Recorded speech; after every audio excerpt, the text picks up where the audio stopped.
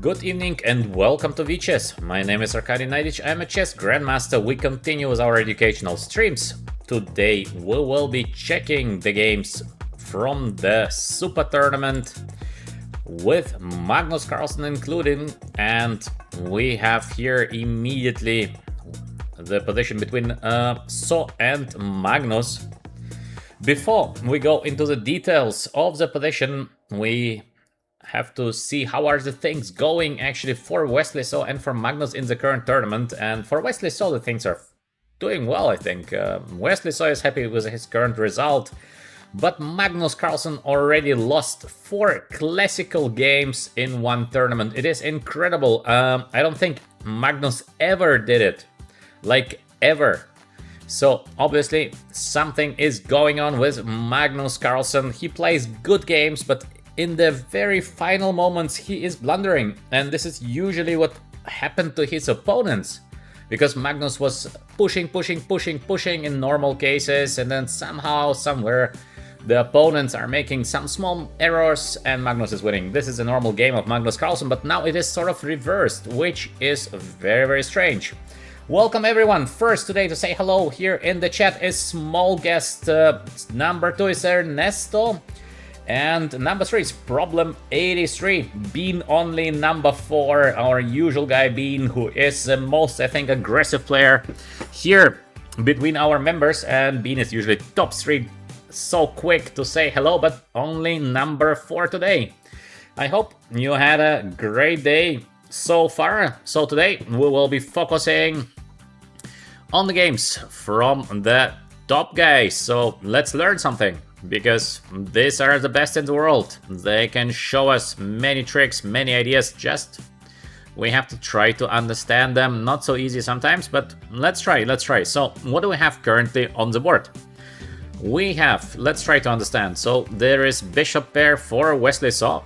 So obviously endgame bishop pair should be a little bit better for white. We have relatively solid center for black, but on the other hand, this pawn on e6 is always targeted, so the rook has to be defending the pawn, which is not always great. Bishop is somehow, somewhere attacking the pawn on d6. It looks like a slightly better position for white.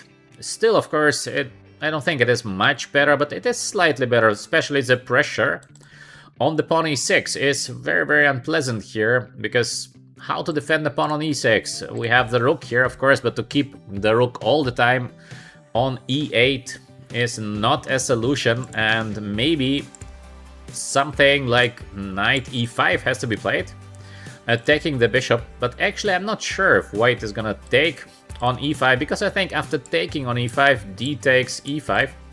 This structure is looking like a better position for white, but actually it is, I think, fine for black here. Why is it fine for black? Because this pawn's e6 controlling the d5 square, f5 square. On e5 we have control over these squares. So for white it's very difficult now to improve the position. That's why I believe this should be holdable for black. Maybe white is doing a little bit better, but I think this is just equal long term, because black is gonna play g6, king g7, very safe. We can get the rook on e7, we can change something on the d file. I believe also the opposite color bishops on the here in this endgame should give to black very high tendency towards a draw. Also, black might be able with this bishop b8, bishop a7, bishop on d4 somewhere. So this should be okay for black, in my view.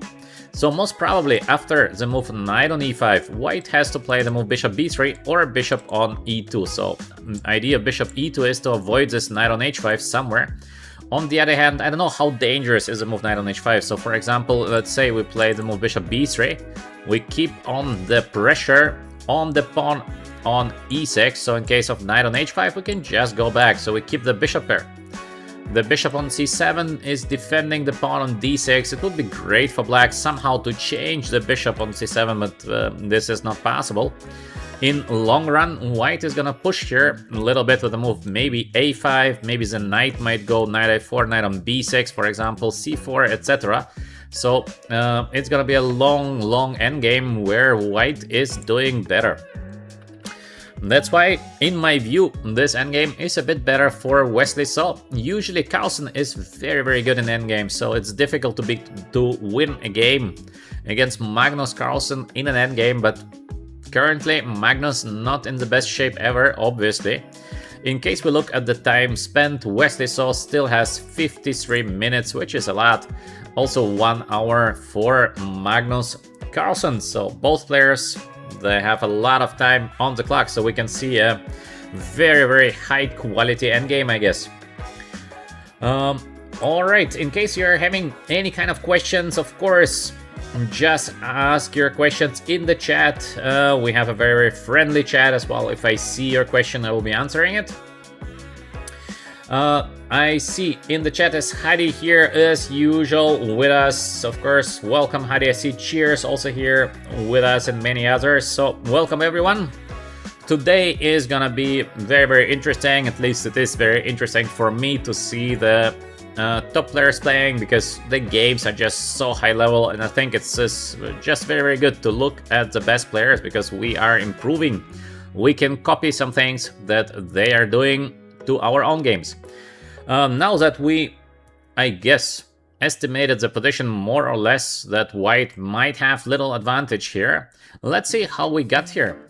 We have the move e4 by Wesley So and c5 by Magnus. What is interesting that Magnus continues pushing, so usually when you lose 4 games in one tournament, maybe you would like to be a little bit safer. This would be the reaction of most of the players, so you're objective, you're saying, alright, I am not in the best shape ever, so I will be playing a little bit more cautious, but not Magnus Carlsen. His main move is the move e5. He continues playing the move c5, and we see the knight of some. Magnus wants to push, he wants to play for 3 results. He wants to get a sharp position. Wesley So was knight on f3, knight off. This move, knight on f3, it is a possible continuation, but it is one of the safest continuations, because usually we see the move knight on b3 in this position, and let's say the main line would be with the move f3, bishop e7, queen on d2, etc. So the game is going to be very dynamic. Black has this h5 play, like an example. So very dynamic play. After the move knight on f3, the move in the game, we will be getting quite a dry position, so not so much is going on in these positions in most of the cases, because White is trying to cover this d5 square. But on the other hand, the knight is not doing fantastic on f3. That's why most of the games are just solid here. a4, useful play against the move b5. Of course, it is still theory. Bishop e7, bishop e2, yeah, everything as usual. And very quickly played bishop e6 by Magnus. A bit unusual, yeah, a bit unusual move order, but it is a very playable move order, of course. Maybe even not unusual. Knight on g5 by Wesley. Yeah, this is also very normal. Once the bishop gets on e6, we try to take the bishop. Knight on c6, Magnus out of book. Something happened here that maybe one of the players didn't like so much, or a bit hard to understand, because bishop e6 is, I don't know if this is normal. Bishop e6 is normal having the queen on d8, but now the queen on c7, is it such a normal play? In most of the cases we have the knight on bd7, this would be normal, or the move b6. Bishop e6, I don't know. So we have the move knight on g5, makes perfect sense. Let's get the bishop. Knight on c6, and this position is existing, but with the queen on c8, not queen on c7, so usually the queen is on d8. We do exactly the same. Now White takes, plays bishop c4, and we have in this position bishop queen on c8, so Black saves the tempo. Now, as you can see, Magnus already moved queen on c7 and then played queen on d7, so it should give to White a little bit better play, and Wesley So immediately with the move f4. Wow. Would you ever expect move like f4 to be played here? I'm very surprised with the move f4. This is not a usual way of playing this position, so again we learned something new, so that's nice. I see also Sai here with us in the chat. Small guest is going to sleep. Good night. So let's try to understand why actually the f4 move been played. Wesley So took some time, 15 minutes before playing the move f4, so he was obviously not sure if he should play it. I would be also not sure because, let's say, to my understanding, it's not a bad play, but this is not a typical play. The typical play for white would be in these positions, and usually to put that just pressure. So we have the idea of a5, knight on a4, that we try to make it happen. And we have the idea of, let's say, queen here, rook, I don't know, rook from A, rook from F, get the pawn on F3. This would be a typical play, so we're playing against the move D5. And simultaneously we try to push a little bit. If the rook goes here to D8, we have always this bishop on B6. So this would be sort of normal to play more conservative, but we have the move f4. Okay, interesting. Quite interesting play f4. Not very usual, but okay, let's see. Bishop takes, of course. Rook on e8. Also, I don't know. This is rare that black is playing rook on e8. Usually we see much more the rook from f goes here, and the rook from a goes to d8. This would be the normal setup. Maybe Magnus didn't like something here, so he thought this is maybe not possible. Maybe there are some tricks that are connected to e5 play or similar. Could it be? Maybe. So we have the move rook on e8. King on h1. What happens in case I go e5? So it would be probably de because there is nothing else.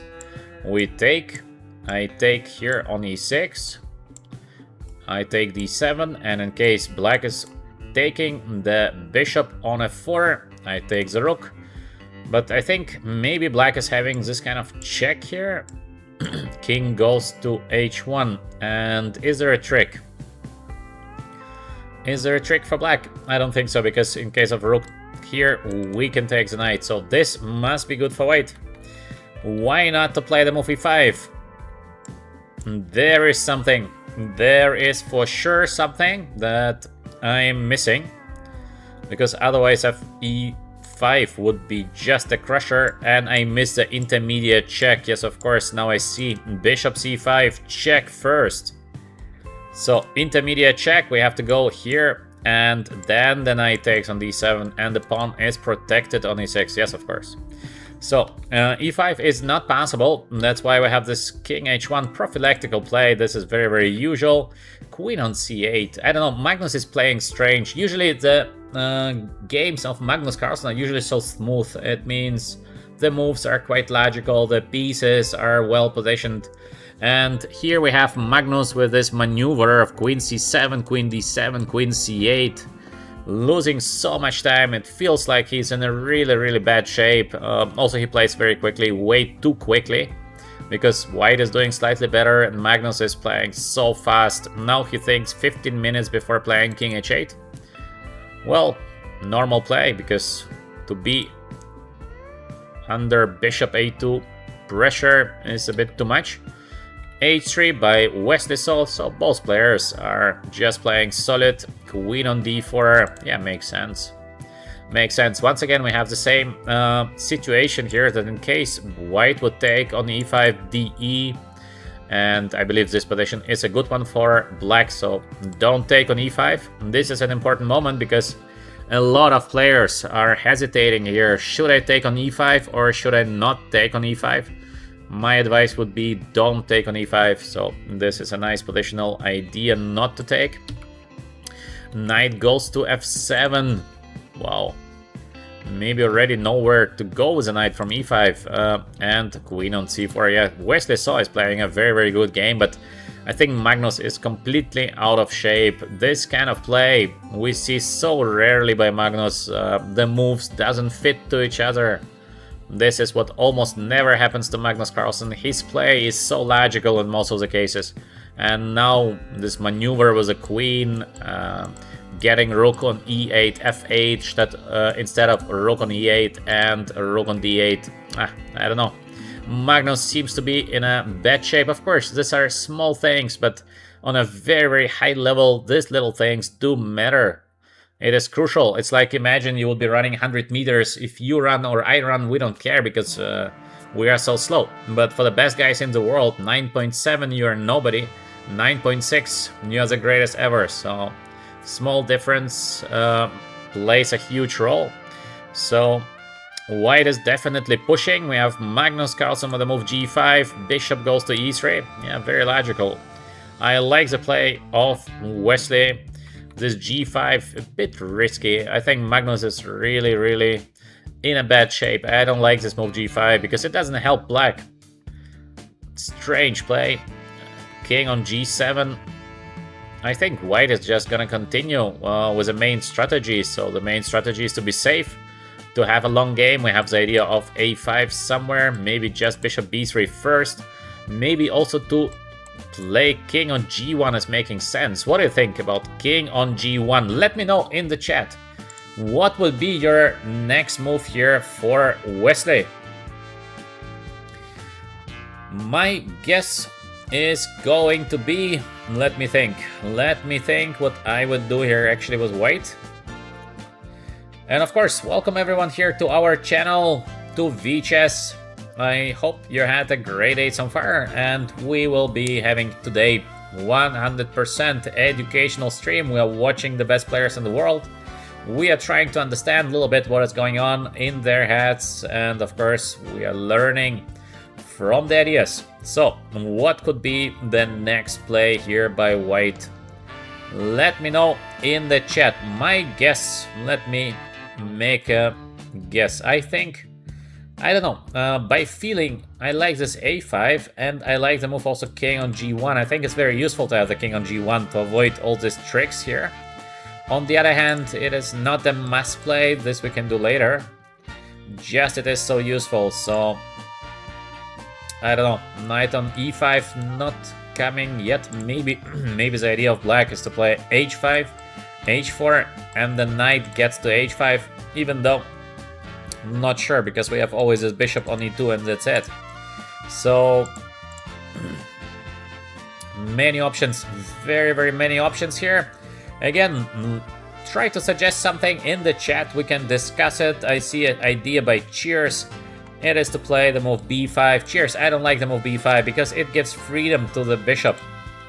So we should not free the black bishop from c7. It's gonna attack the knight on c3. I don't know, maybe it is possible to play the move b5, but according to the feeling, I don't think we should play the move b5, because the idea should be to play the move a5, because later, much later in the game, we have first of all the light square bishop against pawns b7 and a6. So in theory, once we start taking away the pawns, everything is gonna fall. Plus, after the move a5, we have the idea of knight a4, knight on b6 somewhere. So, according to my understanding, we should rather try to play the move a5 and not b5. But again, I might be wrong here. It's not like 100%, so this is just my perspective. We're not checking the game with an engine, so I have no idea what is an engine saying here. I would estimate the position as better for white, but of course it's difficult to break the position of black, but white is definitely pushing. Maybe it would be an idea to double also on the f file, because in case we can put some pressure here. Looks not so bad, so maybe also this kind of rook on f2 or rook on d2 is making sense. You have many options. Very many options here for Wesley, so I don't know what is going to be played next. I don't know, by feeling I would play king on g1. I don't know, my feeling tells me that king is just gonna be doing very well on g1, so in any case we are doing a useful play. And I would like to see if black is gonna continue with the move h5 or black is just gonna continue with the move h6. So after the h6 or h5 play, I would be thinking of, should I put the bishop on e2 or b3 long term? Of course, the bishop on e2 is controlling the knight. This is quite nice. On the other hand, the bishop on b3 targets the pawn on e6, which is also great. So Both is very, very possible, and in case white manages somehow to get knight on e2, knight f4, it is just a game over, but it's very hard. This is very, very difficult to get the knight here on d4, because how to do that? Very, very hard. The pawn on e4 is under attack, under constant attack, so this is gonna be maybe impossible. Alright, what else can we do here? In case we go bishop d4, I don't know what is the idea of that, because still there is this knight on e5, so I don't think we should take. Again, I think to take is a mistake. We should not do that. That's why bishop d4, I don't know. I don't see a big plan behind it. And I see also an idea to sacrifice a pawn with the move e5, but what is the idea of that? I mean, it's possible, but even if I take here with a knight, the next move is going to be d5. Why do we give up on our central pawn? This looks a little bit strange. I don't think we should give up on the central pawn, so... Of course, let's see what Wesley So is going to play. My guess would be king on g1. This is, I think, what I would play, but obviously Wesley So is a great chess player. He's sitting there, he's calculating the lines, because finally chess is a game of calculation. Let's see what is going to happen next. Till Wesley is considering what to play next, let's go to the game of Khemer against Firuza. Also, I think it's gonna be a very interesting game. Both of them are fighters, even though Khemer is much more solid than Firuza, but Firuza is a little bit injured. He came injured to the tournament, and with this injury he started by crushing everyone, but later somehow in the last rounds he's not doing too well. So what do we have now on the board? I think this position is looking almost winning for white, no? What do you say? In my view, it's like huge advantage here for Khemer, so Khemer can just take the pawn. And actually, why not to take the pawn? Much better structure for white. Endgame super nasty for black, because at some moment we are gonna push the move b4 in the endgame, so... Time-wise, Khemer 1 hour 5 on the clock. Firuza just 35 minutes. Yeah, it's much better position for white. I'm quite sure that this must be better, because the bishop on e3 is controlling, rook f4 is controlling, rook on d4, bishop on c8. What a bishop. Wow. It looks like a much better position, yeah, for Khemer. He takes, of course, yeah, this is normal. Why not to take the pawn? Now there is this idea of g6 coming next, so probably for black, g6 is almost mandatory. To let white play the move g6 seems to be not the best idea ever. He takes, let's see what is going to happen after rook takes. He wants to go rook f8, but is it not just a win after the move g6? I'm a little bit surprised. What is this rook on f1? So Khemer is going to take with a rook, I guess. And probably the idea of Firuza is to play the move rook on f8. But it's so dangerous. This is crazy dangerous. We have the move g6. Take. And I don't know where to put the knight. If the knight goes here, we can play queen h3. It's like... black is sort of paralyzed. I think it's very, very dangerous. And to play knight f8 with the idea of queen on d8, queen a8, queen takes g6, yeah, there is an idea like that, but I don't know. Probably there should be a solution here for Khemer to be much better, because once the queen goes to d8, we have this knight on a4, the pawn c5 is going to fall. It looks horrible for black. It looks just disastrous. Maybe actually Firuza thought that in case he plays the move g6, then there is king on g2, and we have this rook h1 idea, so he thought maybe it's just winning for white. And that's why he takes on f1, and now Khemer is considering, should I take with a rook f8, g6, or should I play king takes? was a simple idea. In case of check, we have the king on g2 and rook is getting on the h file, yeah. Okay, now we understand why Kamer is actually considering this king on f1, because both is looking very, very good for white. So Kamer most probably is going to win the game. Hadi wants to play knight on d5 somewhere. Yeah, maybe Hadi, you are a very tactical guy. Knight on d5. The idea is ed that the bishop is gonna hang. But this is possible, Hadi, yeah, maybe. But you have to see this is working. So yeah, white is doing, of course, much, much better. Let's see how we got here. We have another game on the Sicilian. Just Kamer plays bishop on b5 check.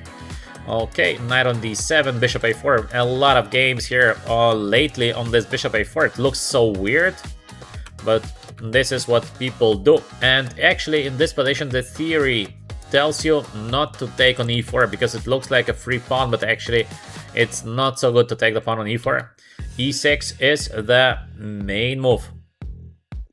So yeah, to take on e4 is not so good because there is first rook on here and d4, and for some reason computers are saying that white is doing much better in this position.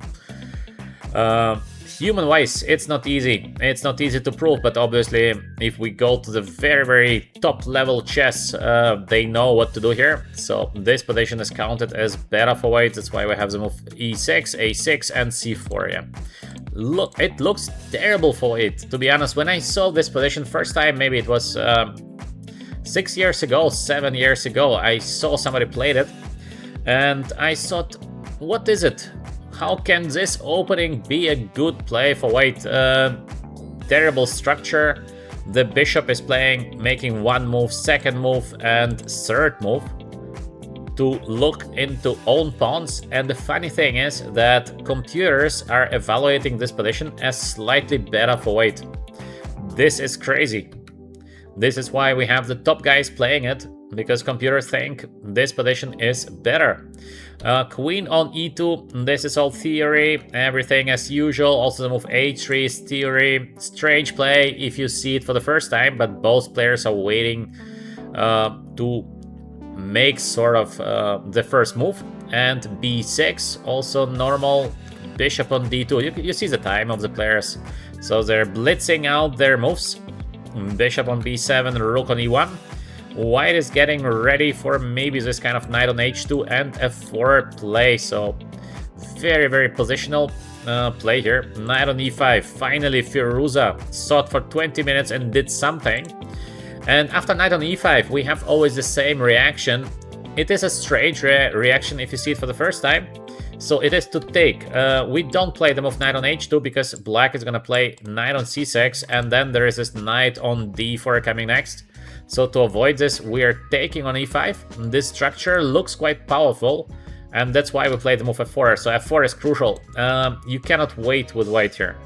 If you wait for too long, let's say white would do some positional play, I don't know what, but something positional, then black is gonna put the bishop to d6, so we're avoiding this f4 in most of the cases, and knight on d7, knight b8, knight c6, and knight on d4.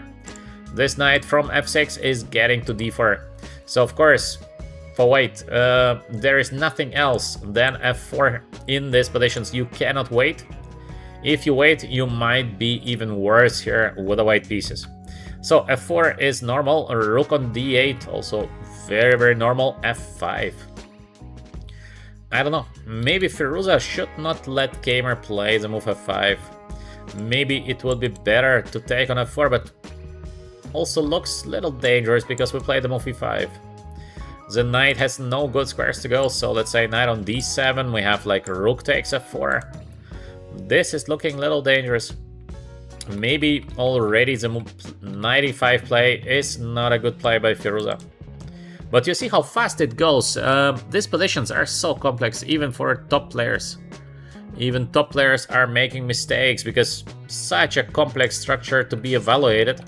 Maybe Firuza thought that he's doing well in this position with the black pieces, but not sure, not sure. He put the pressure. Bishop c2, just defend the pawn on d3. Pushes, takes, and bishop e3. I think white is better. to my understanding, white is better here because we have the better structure. It feels like black is safe, but in a long game, there are gonna be some weaknesses. Firuza just takes on c4, but this looks like ultra ugly. What an ugly play. He finds nothing better than to take on c4, but this is a disaster.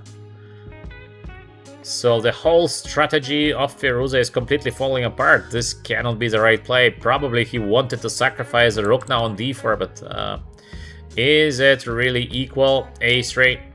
Nice. Nice play by Kamer. This is little play before it's a threat, but it's so beautiful because it also defends from queen takes on b2, because we have knight on a4 attacking the queen, queen takes, and I think we can play the move rook on a1. We attack the queen, queen goes somewhere, and we play here and win the bishop on b7.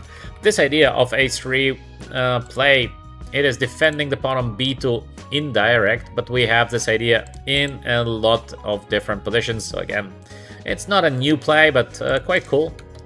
Queen a5, avoiding the direct b4, makes sense, and g4. Kamer plays a good game.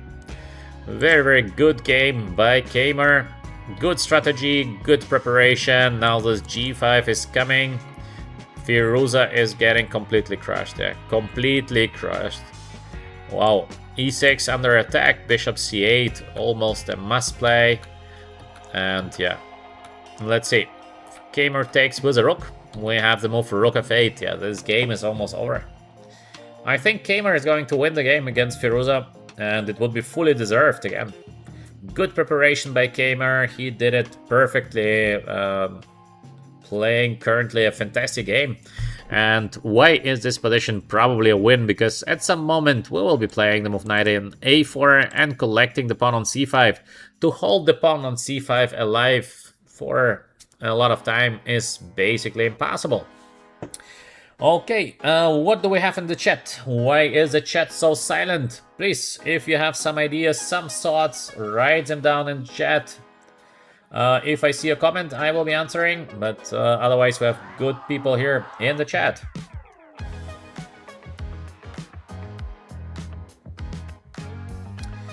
So yeah. Especially in case you have some ideas regarding the positions that we are checking, so personally, I have a lot of questions. If here would be Magnus Carlsen, that he would be able to answer me my questions, I would for sure ask him a couple of things. So don't be shy with your questions. I see Felix in the chat. I see also I Play Chess Live is here with us. Good evening, good evening. All right. So let's see how this game is going to end. Kamer is currently considering his next play. So let's see. Let's go to the last game of today. It is Gukesh Pragnananda, and then we're going back for Magnus Carlsen. So, ooh, that's a crazy game. What is going on here? It's a piece more for Pragnananda. Like what? Am I missing something? I don't understand it. Let me recount the pieces. Rook more for black? How is it possible?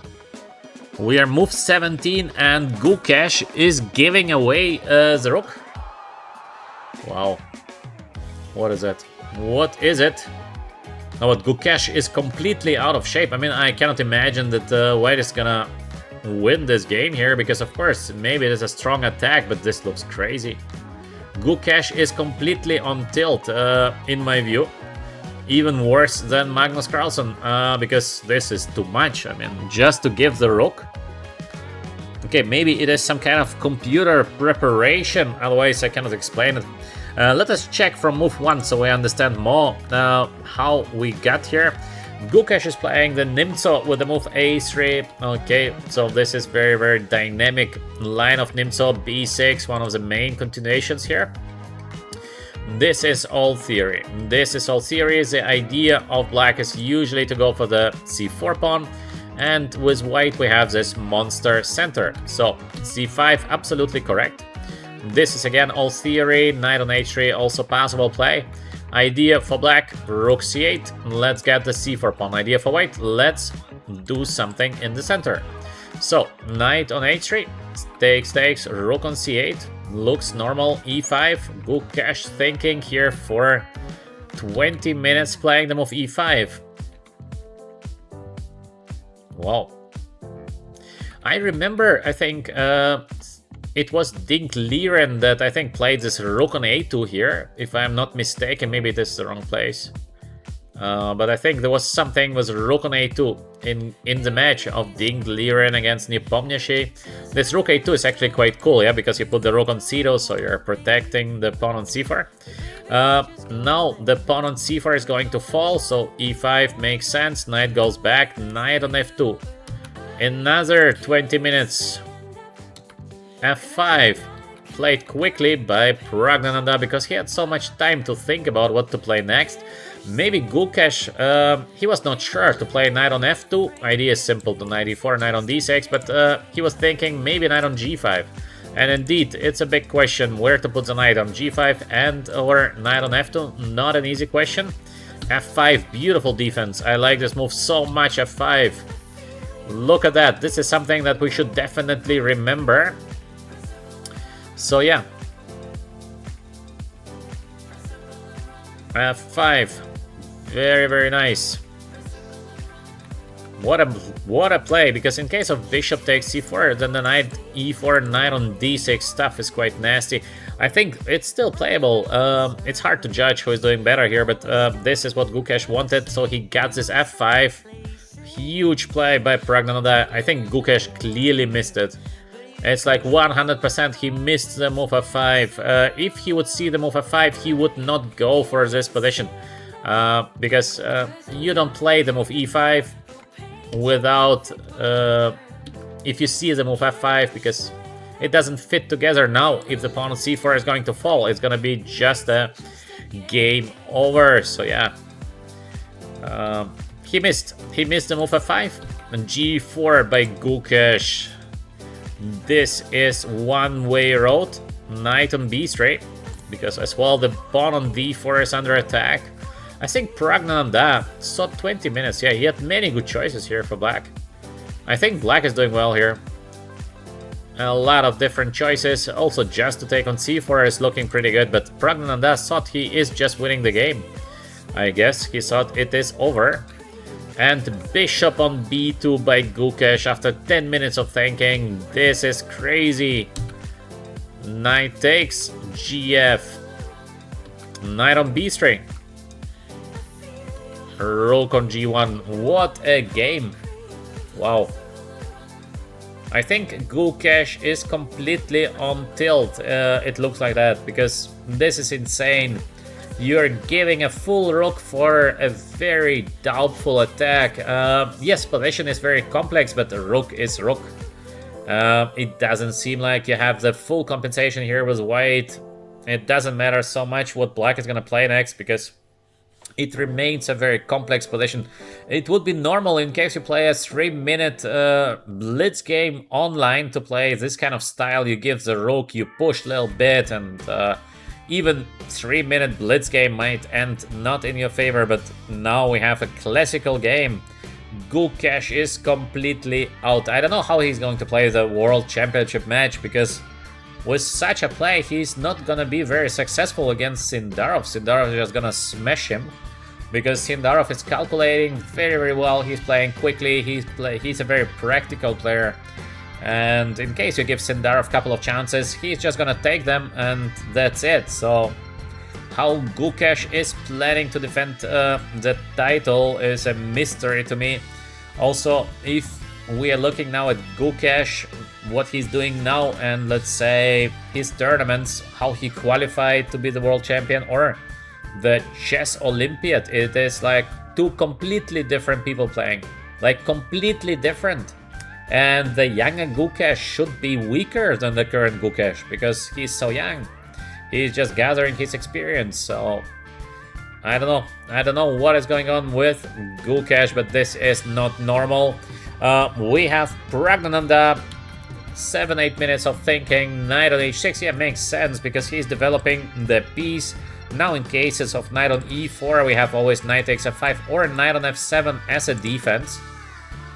Black with a rook up, is it not already resignation? Maybe Gukesh will just resign. Because that's it, no?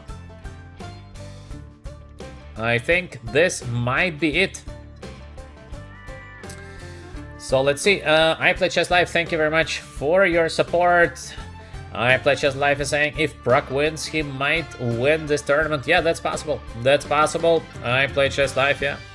The last round is gonna will be very, very interesting. That's possible. It seems like that Pragnananda is winning here. I mean, I don't have the computer to prove it, but how it should be not winning. We have rook more for black. There is even short castle possible somewhere. So maybe for white it is the best to take on g7 because the rest is, I don't know, making no big sense. But I think I can just take on f5. The bishop takes. I take. And what is the idea for white here? The king on e8 is a little bit under pressure, but all in all, f4, for example, is an idea. Queen h5. Again, black has a lot of different option, but queen h4.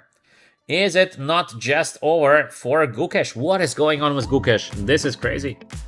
This is just crazy what is going on with Gukesh, because his current rating is 2732 and it is falling. Every tournament he plays, it is just falling. How is it possible? What is going on with Gukesh? He is so young. He is, I think, 20 years old, and it seems like Gukesh with 18 at least 2 times stronger than Gukesh with 20, but it doesn't make sense. Because usually when you're 18, you're not decreasing, I mean, you are increasing. So this is absolutely crazy. And the current game, it shows that Gukesh is in such a bad mental shape. Absolutely collapsing, because this is a play of an open player, or maybe you can play like that again, a blitz game on internet, but it is a super tournament. How do you give the rook how you are on move 17 already maybe just completely lost with the white pieces? This is not the way to play top level tournaments. You cannot trick Pragnananda with some cheap trick. It's not gonna work. This is not the way to play with the best guys of the world. So except he sees something fantastic here, but it should be like really fantastic, because just fantastic is not enough to be back here with the white pieces. It must be something spectacular. So yeah, very strange. Very, very strange situation. I don't understand what is happening to Gukesh. Another 0 for Gukesh, seems like. And the previous games, at least he was fighting. Okay, the game we saw where Gukesh won with black against Pragnananda, it was a very undeserved win. It was a great game by Pragnananda. Gukesh got lucky in the end, but at least he was fighting. But this is not a fight. It seems like Gukesh went to the board, gave a rook, and resigned. This is not normal. Very strange. Very, very strange. Of course, let's see. Maybe Gukesh is still gonna find some beautiful attacking combination. To my understanding, it is just over. I don't think that there is even a chance here for white. This is my understanding. Again, I might be wrong, and of course, for me, it's difficult to see the tactics so quickly, but according to my feeling, I think it is just over. That's it. It is 0-1. I think Gukesh is going to resign in just a couple of moves, because he's not going to find anything he can do here. And that's it. Rook down. So there's no game here. Let's see. Let's see. Maybe Gukesh again is going to try something super tricky. Maybe Pragnananda is going to miss something, but accept this kind of unusual, let's say, circumstances. I think Pragnananda is going to win this very easy game. I think most easy game of the tournament ever. Just 17 moves, rook more. Game over. All right. Let's go back to the game of Magnus Carlsen, of course. So this is a position that we saw the previous time. My suggestion was the king on g1, but he played the move a5, so we discussed also the move a5. This is, yeah, normal. Knight on e5, and very interesting, bishop on d3. This I would never guess. My idea would be to play bishop e2 or the move bishop on b3, but bishop d3 by Wesley So. Well, what is the move bishop on d3? Why bishop on d3? Very unusual play. Like, crazy unusual play. I mean, the idea of bishop on d3 is obvious. We try to free the knight from c3, so we can go knight a4, knight on b6. But bishop on d3, is it really the best play? So, I don't know.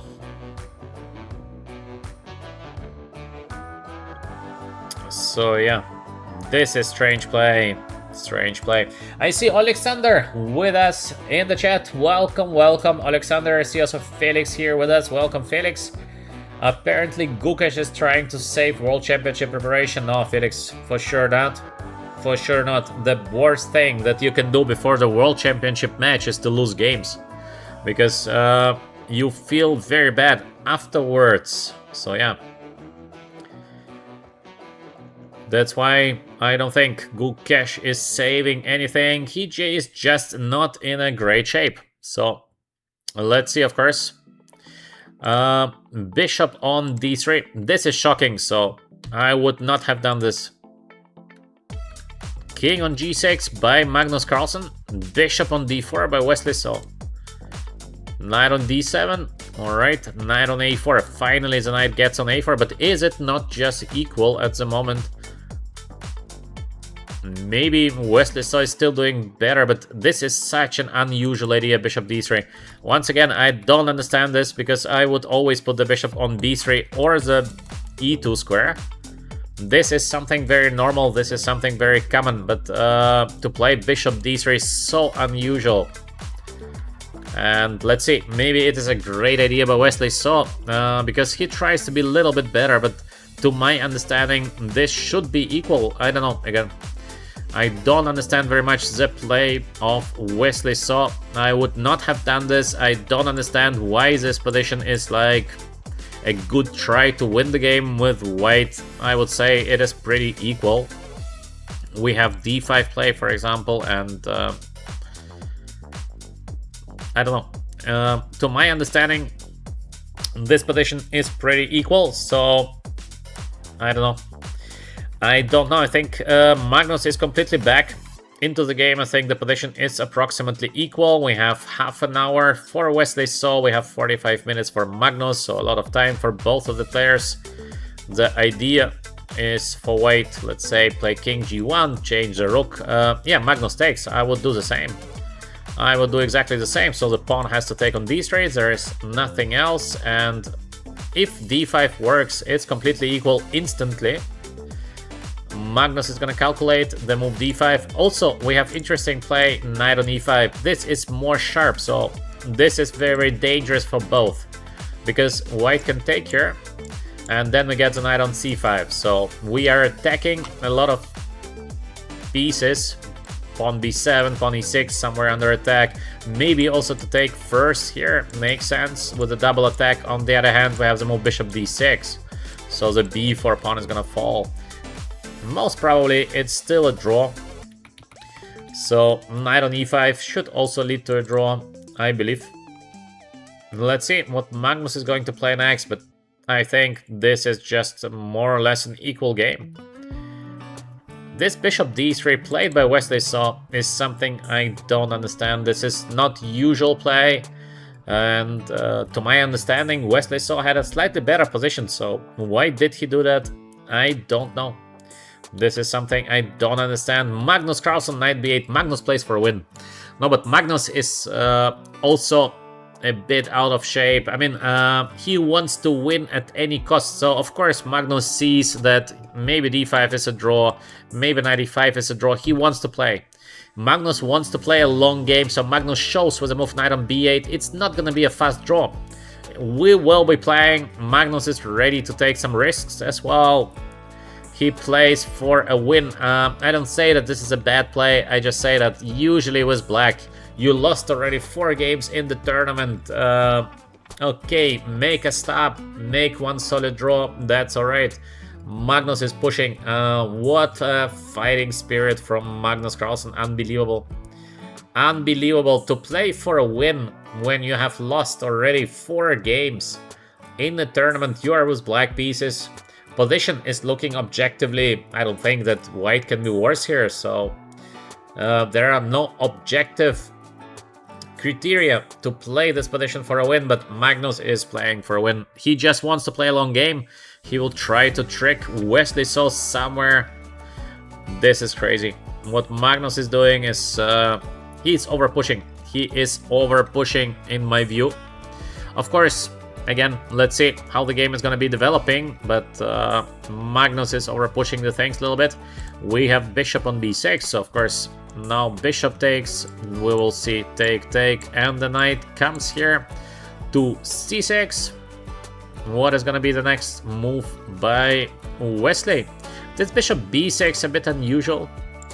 Maybe again it's a good play, but a bit unusual. What could be the next play by Wesley? So maybe he wants to give the pawn, so he would like to play knight on d7 potentially. So yeah, maybe this is a plan of Wesley. So I don't know, knight takes b4. Is it so obvious that white is doing fine here? Probably white is doing fine. We have this kind of e5 play, yeah, and it should be okay for white. So white is not in danger to lose the game, but also I think black is not in danger. So white to play bishop on b6. I don't understand this. Maybe just bishop here. Let's say knight goes to c6. We can simply take, I think, and defend the pawn. b5 is coming next. Is it risky for white here? I think no. It doesn't look like black has a chance to win in these positions. I think it is just completely equal. So, but maybe bishop b6 is also completely equal. So maybe it makes no difference. This is what Wesley thought. And knight on c6 by Magnus. So he says to Wesley, you want to give me the b4 pawn? I am gonna take your pawn. Alright, makes sense. Magnus is tough, yeah. He's playing for a win with black. He's ready to take the risk. So maybe we'll see some crazy game actually, because Magnus is pushing and he is not afraid of playing very risky decisions. I think for Wesley we have the move knight on d7 and knight on c4. Both is looking pretty equal, because knight on c4 also looks quite good. We would like to take the pawn on d6. If d5, we have the knight on d6. So after knight on c4, probably black is gonna take, play something like rook on d8, or take the pawn on b4. We take on d6. I don't know, rook on d8. Now e5 is possible. Take on d3. Check. Yeah, this is for sure a draw, so this is not a play for a win. Maybe rook on d8, like the only chance to play for a win here. b4 is still under attack, so for example, rook on b1, d5. Yeah, little try. Black is pushing here, a little bit at least. Not so easy, it's not a direct draw. So maybe Wesley doesn't like this. Knight on c4 ideas. So we will see knight on d7. Let's double check once again. Knight d7, take, black takes. Is there something better? Maybe rook on e7 is interesting. If I go here, then check on f8, and the pawn on e6 is falling, so this is not possible. Rook on e7. Where to go with the knight? Where to put the knight? If I go knight f8 check, king on g7, this is bad. This is bad, yeah, this rook on e7 is tough. This is tough, so takes. And what's next? Rook on b1. Yeah, rook on b1. Wesley tries to be solid. because in case of rook on f2, we have knight c4. This is crucial. If black would have one more play, king f6, this would be a bad position for white, but knight on c4 comes immediately. Pawn on d6 under attack, and the pawn on b7 under attack, so maybe Magnus is not in time to play the move rook on f2. But I think that Wesley Saw is risking here. I don't know, I don't like the play of Wesley Saw. Maybe there is even king on f6. Try to play a little bit this position. Once we get the king on e7, we are protecting the pawn, so it's not like it is completely draw. I think now Magnus is doing maybe slightly better. This is not an immediate draw. I think also the move knight on d4 is possible. This is probably a draw because we can attack the pawn on d6. And in case of rook on d8, we have time to get our king on e3. And this should be a draw. So maybe this king f6, king on e7 can be tried next by black. Still, it looks like a draw, to be honest, yeah.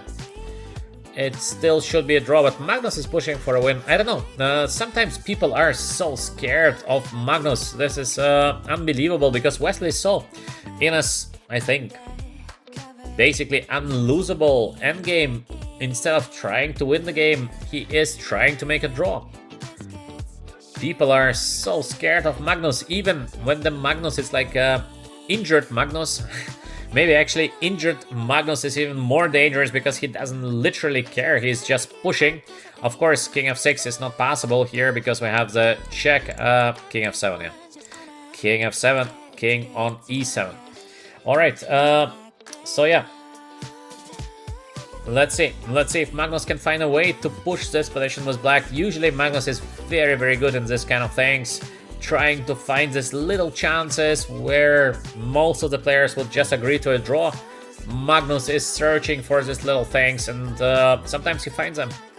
So if somebody can win this position, it is definitely Magnus. I don't like the play of Wesley Saw during the last couple of moves. He is trying to secure a draw, but this is sometimes a good way to lose the game. So you are avoiding complications, you try to play the safest moves, and slowly, slowly, slowly you are getting into trouble. Alright. I see in the chat a question, is b5 a play? Yeah, potentially, but you have to calculate if the pawn can be taken. First of all, it is black to play. Let's see what Magnus is gonna play next, but in theory, yeah. Let's go back to the game of Kamer against Firuza. Yes, we have the g6 on the board, and Kamer, interesting, after 10 minutes of thinking, Kamer decides against taking and playing the move g6. This is what we've been checking, and personally I thought it might be a good idea to take on f8 and play the move g6, but Kamer doesn't like it. Kamer thinks that's not the way to play here, so rook on d1. Of course, Kamer has all the time in the world, so no rush. g6, because g6 would be played by white, so this is normal.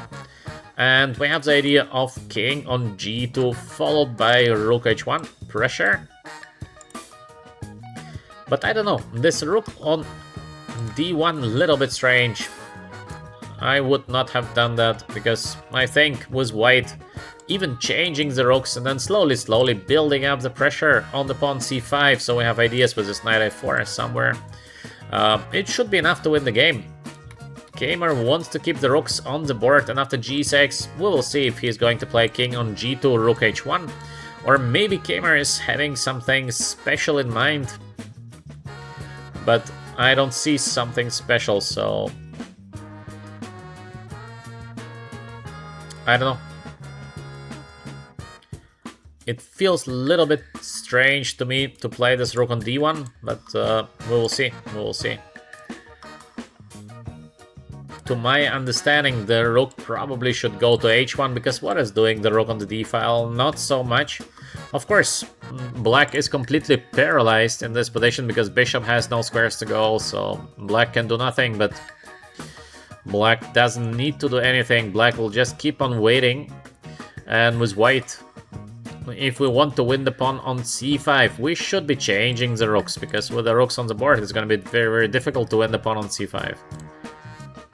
And because Kamer decided to keep the rooks on the board, it means that probably he wants to play king on g2 followed by rook h1. Otherwise it makes no sense.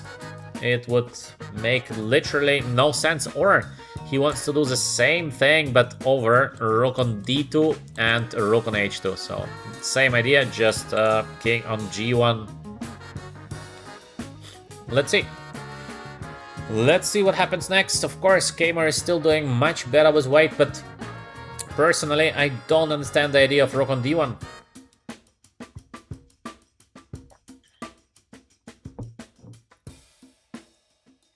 I don't know. We will see, of course, what is his plan during his next move. And he plays rook on d2. Yeah, the plan is to play rook on h2. If this is a good plan, maybe. Maybe it is a great plan. We will see. So yeah. Okay, Firuza was just 18 minutes on the clock, so Firuza is under heavy pressure here regarding time.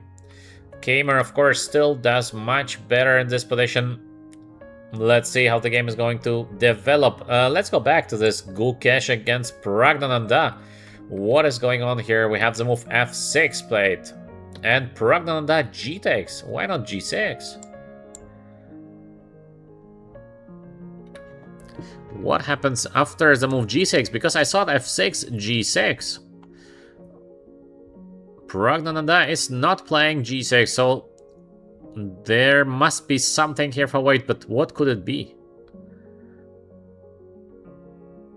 Let me know in the chat your ideas. Can you see what happens after the move g6? Let's say we go knight on e4, knight on f7. This is what I thought. I thought that black is very safe here. White to play g takes f6.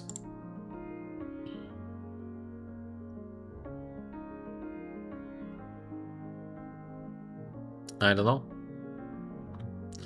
It must be something easy, very easy that I'm missing, but I have no idea what I'm missing.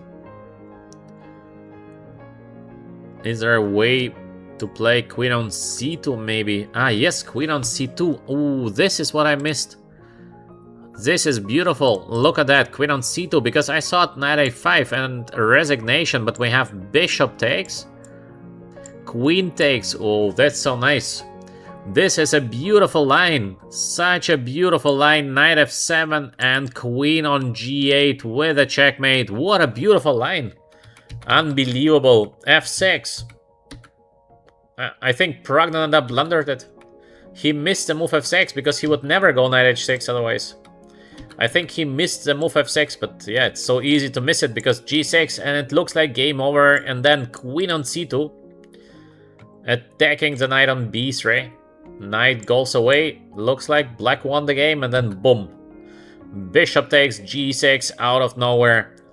Very beautiful tactic by Gukesh, but I think quite lucky tactic to be honest. But still, lucky or not lucky, it doesn't matter. What matters, it counts, yeah. It counts. Bishop takes g6. That's why g takes f6 played by Pragnananda, now knight e4. Double threat. Takes e5. Pragnananda also takes very quickly. How is he playing so quickly? Such a crazy position now on the board. Queen takes e5. But Pragnananda is playing instantly. How is he able to calculate all these complications so quickly? Wow, very impressive. In case he does the best with black here, it is super impressive, because to play so quickly, so many ideas here for white. King f8 also played almost instantly. Queen takes e5, the rook is under attack. Queen h4 played also instantly by Pragnananda. What a calculator. Pragnananda is calculating like a machine. In case, of course, it works. If this is going bad, then we can say Pragnananda is calculating like an old machine. The old engines made a lot of mistakes. So we have the check here. Also for white, actually many options. Gukesh spent 8-9 minutes before check. Yeah, many options in this position. Now it's interesting. Who is doing better here? Let's say we play rook on g3 or king on d1 is looking normal. Let's say king on d1. This is a checkmate here on g7. So, how can we avoid the checkmate? Let's say we play rook on g8. And what is the plan of Gukesh?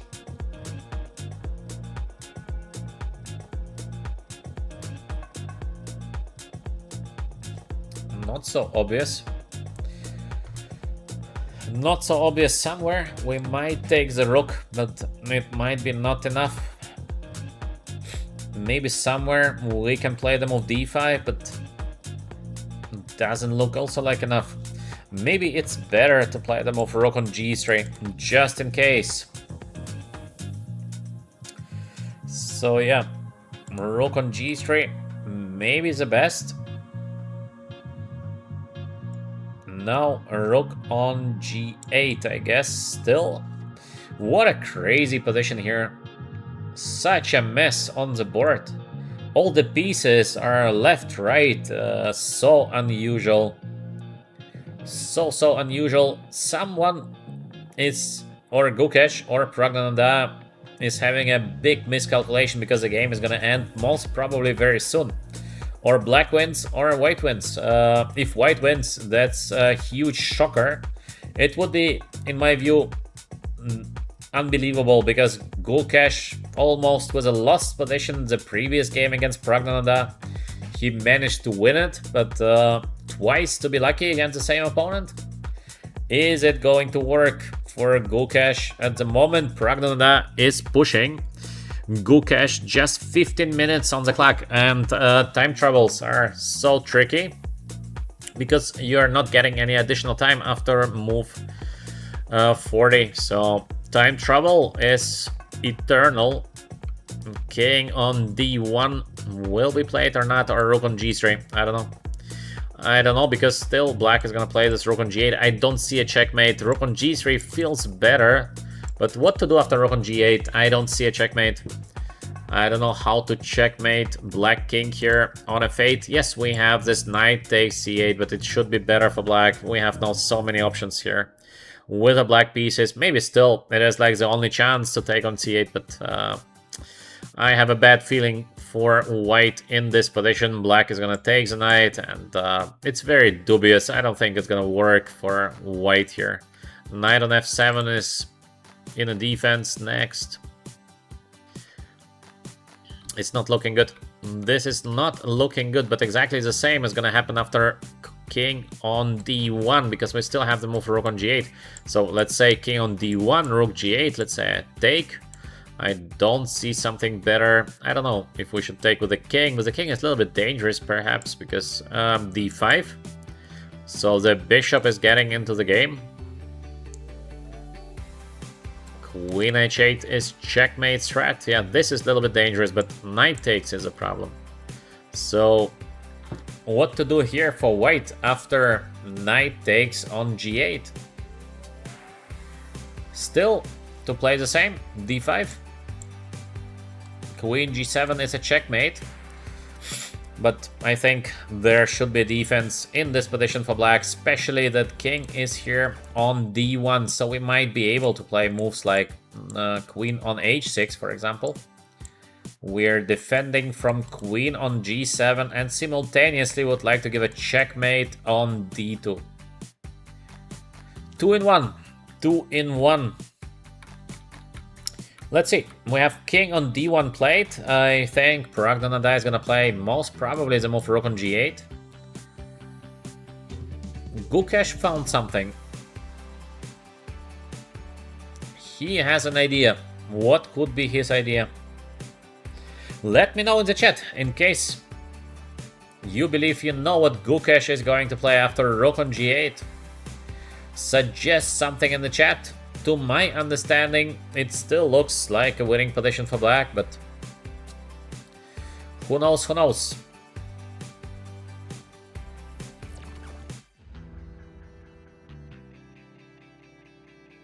We will see what happens, but I don't know what Gukesh is going to play after rook on g8.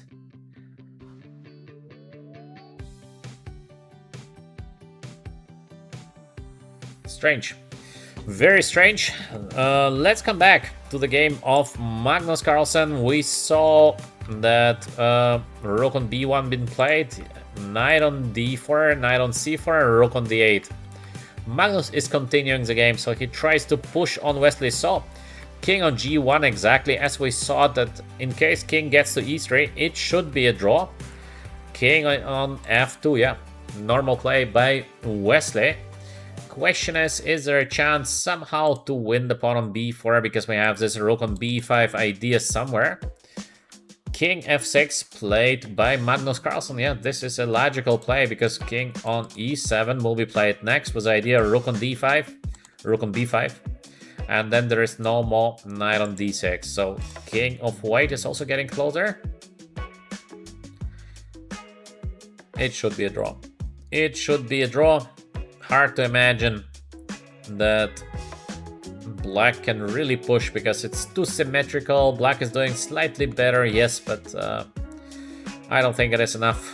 Wesley So still with 20 minutes on the clock, so a lot of time. In worst case, white can always play king on d2 followed by the move king on c3 just to protect the pawn on b4. So yeah, it should be a draw. Magnus tried his best to play for a win, but it didn't work out. It did not work out, so it's gonna be a draw between Wesley So and Magnus Carlsen. After the opening, Wesley So, in my view, had a better position, and then somehow strangely started to play for a draw in an endgame. I don't know. Feels a little strange.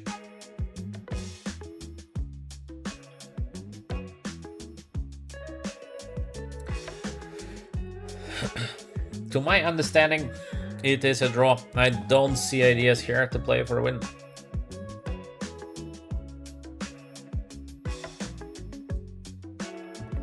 So yeah, it's not gonna be, probably, it's not gonna be anymore very exciting. Knight on c6. In case of rook here, we still have that knight on d6 idea. So Magnus Carlsen just keeps on playing, I think. We can play knight on a3 in case it's needed, but it's not really needed at the moment, so maybe just g4 is a good play. Just in case, get the pawn to g4. Maybe g3. Just to be safe.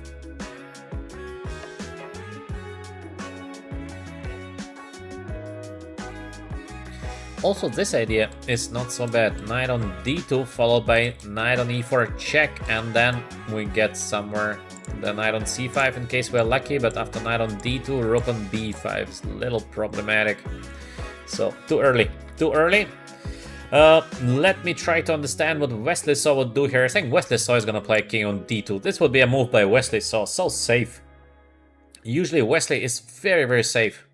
King on d2, just to get the king on c3, protect the pawn on b4, and that's it. This would be a style of Wesley, just to play the safe as possible. Wesley So is usually a very, very safe player.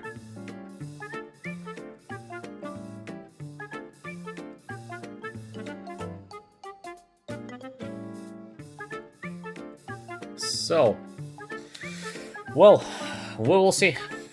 We will see what is going to happen next. Let's go to Gukesh and Pragnananda because this is a crazy game of today. Rook on g8, exactly as we expected. He takes on c8, but what is the plan? What is the plan of Gukesh in this position? It seems to be completely lost for weight. Because we have so many options. Also, this d2 square is under potential threat. So let's say we have some easy play, bishop c8. I still don't understand what is gonna happen after bishop on c8, because we are taking the piece, and where is the compensation of Gukesh in this position? He wants to get the knight, but how to get the knight? In case of queen on c7, we can play, I think, knight on e7.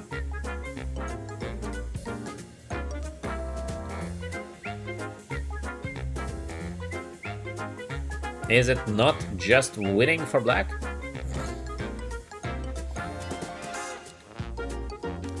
We have also this queen on h6 first, because the threat would be queen on d2.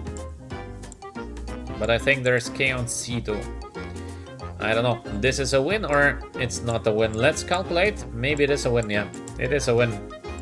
Because we can take and take. Okay, so this is a win. So maybe even queen h6 is easier. Yeah, it's game over. This must be a game over for Gukesh in this position. Also, just 11 minutes for Gukesh left.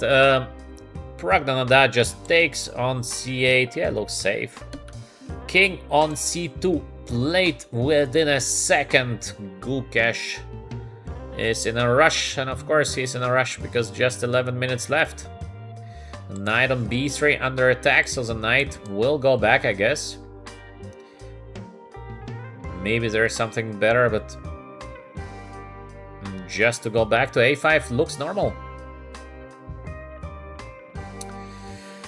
I Play Chess Live is saying d5 or king c2, HRSA. I Play Chess Live, to my understanding, black is doing winning, but again, this is just my understanding. I might be wrong, I might miss some tactics, but according to my understanding, this position is just completely winning for black. It's not even difficult winning position. It is like just a game over in my understanding, but I might be wrong. I don't understand, because what happens? I play knight a5, so where is the compensation? Knight wants to go return. In case of queen on c7, we have knight on e7. How to defend position like that? Doesn't look like it is possible, so maybe d5. Queen on g7 is a threat, of course, but this is looking like I have so many ways to defend here with the black pieces. I just can come back, I can give a check, for example, here. If the king goes away, we give another check, and now we're defending the g7 square, so piece more for black. We are having a full piece more for black. Yes, white bishops are active, but a full piece, I don't know. Knight a5 played, yeah. Knight a5 played, d5 also played. This is probably the only chance of Gukesh. Makes sense. And with the black pieces, we have to think now. Should we just go into the defense with something like queen on e7? This would be like a full defense mode. Or maybe we should put the queen somewhere else. From h4, so queen on g7 check. This is the threat. Black has to do something against it. We have this very bad knight here on f5 actually, but still just a piece more for Pragdananda, because it doesn't look like white has any kind of sufficient compensation in this position. It would surprise me very much if white is doing okay here. Some compensation, yes, but it doesn't look like it is a complete compensation. So I think Pragdananda is gonna consider now to play the move queen h6, which is very interesting.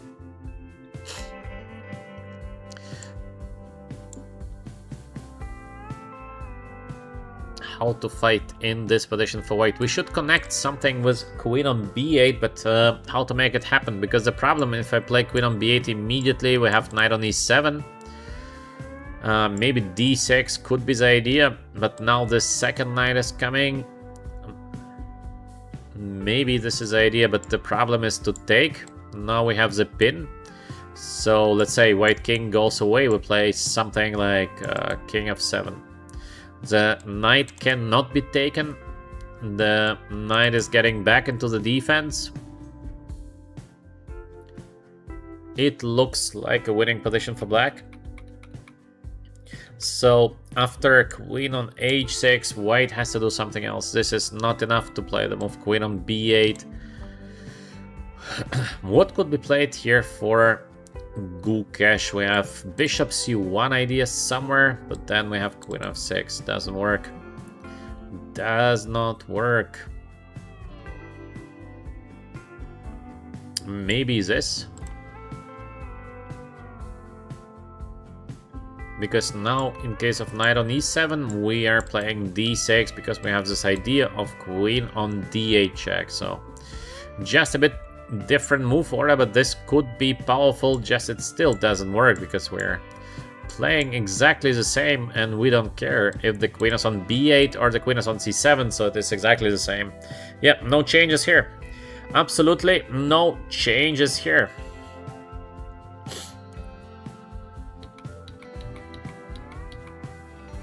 Queen h6 played, yeah. Queen h6 played by Pragdananda. Quite quickly played, by the way. Pragdananda is playing very, very quickly. Piece down for Gukesh. The current world champion has to find something special here. The next move by black could be, I don't know, to return back with a knight, to develop the knight. Maybe king f7 is also a good choice because the king is taking a nice position here on f7. It feels that still the black pieces are a little bit shaky, especially the knight on a5 doing nothing, so there might be some trick. Let's see. Let's see if Gukesh is capable of finding something in this position. King on b1. He just wants to get the king on a2. Safety first. Is it enough? Being a piece down, safety first. The idea remains to play now queen on b8 followed by the move d6. This is the idea of Gukesh. This is obvious. So for black, we have this play. Theoretically, but the knight is doing so badly. I think black should do something with the knight because knight is really badly positioned there on a5. So where to put the knight? To get the knight on c5 would be fantastic, but a little bit not in time. So knight on b3, queen on b8 looks powerful now with a pin on the 8s, and in case of knight on e7, d6, no more. Queen takes h2 because the king is on b1, so no more check. This could be interesting, yeah. Knight on b3 is not the way to play. So, with the black, we can get out with a bishop. This looks good. This looks like a nice play because we would like to take the pawn on c4, so very direct. Direct play is usually a good idea for white. Maybe we can take. Idea is, in case of taking, to have this queen on g7, check king e8, and can we give some more checks? No, we cannot.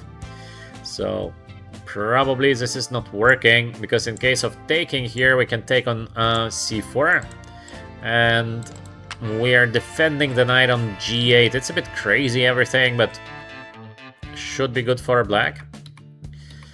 Let's go back. Let's go back. Bishop a6, most natural.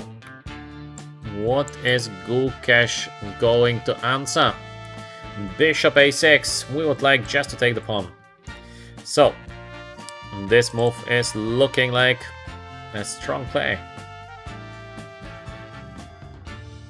Maybe check. Take. Now d7 is under attack, and the bishop on a6 is under attack. I Play Chess Live is asking, any perpetual Perpetual, I don't think so. I play chess because usually the knight is a great defender. Perpetual, no, but you might be able to create a lot of different threats. So I don't see big chances for perpetual, but I see chances for some mess. Some complete mess on the chessboard, because let's say this position is a complete mess. Maybe black is winning. Of course, I think black is not risking, but if this is a win, this is a question. Because, for example, take. Now with black, again, many options, but let's say we play knight on e7. I think to take is probably the only play. d6 looks like only play. And if white is capable to win the knight back, maybe this is gonna be a draw. So even, okay, I'm not sure even this is a draw, but maybe it is a draw. We still have this check, for example, here on g6 in case we need it. We can always take the pawn on d6. It's gonna be a long suffer, but perhaps it is a draw. Perhaps it is a draw. I don't know. So hard to say. If this position is a win or this position is a draw, I don't know. Probably a draw. Probably a draw. I don't think that black is capable of doing something quickly, so it should be a draw. We will have this monster on d5 at some point, but then the checks are starting, so this is a draw. Maybe this position is just equal. We cannot save the knight, so maybe bishop a6 is just a draw. Check. But we can maybe not. This. Can we play queen on e3? Take. Knight on e7. Bishop is under attack.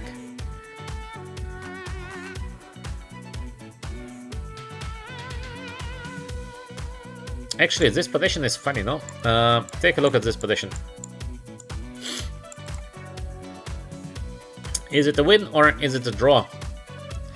And I think it is a win. I think it is a win here, but not such an easy win.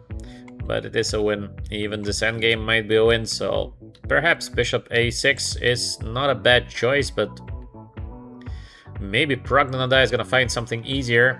I think black should develop the pieces. This is like 100%. Maybe even knight a7 immediately is the best, because in case of check, we go here. And in case of d6, is there something better white can do? Not sure. Maybe bishop h7. But then we have queen of 8, so this is fine. d6 probably. Knight on g8. Bishop takes h7.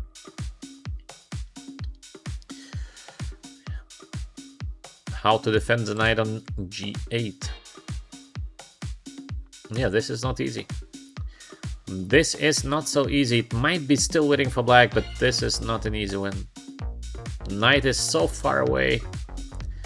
Too far away. Yeah, this is not easy. This is not a good way to play. Too risky. Too risky.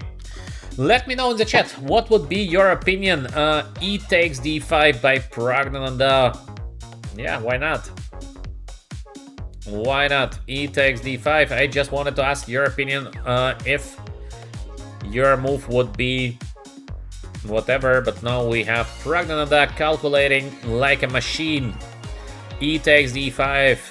Yeah, okay. What can I say? To play a move like that, you have to be a genius in the calculation, because you have all the checks here everywhere. Everywhere are checks. Yeah.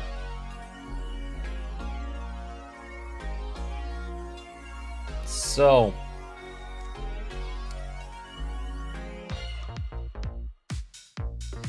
what is Hadi describing there? All right. No idea if in this position Gukesh is capable of giving perpetual check. According to my feeling, no, but it means nothing. This is just my feeling. Usually positions like this are won by black. 25 minutes also against 8, so a big time difference. Black is a full piece more. Is there a way to give Perpetual? I don't think so. So let's go back to the game of Magnus Carlsen against Wesley Saw. What do we have on the board? This is the position that we saw. G4 played. King on D2. Yeah, I told you guys, King on D2 is a typical play of Wesley Saw, just super safe. Wesley is so safe. The guys are repeating. Magnus is playing for a win, so Magnus doesn't like to make a draw.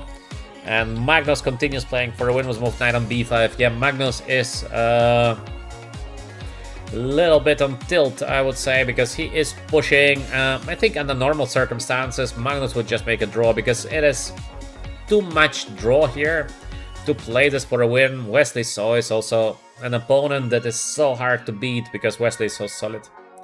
Wesley is so solid, so I think Magnus would just make a draw.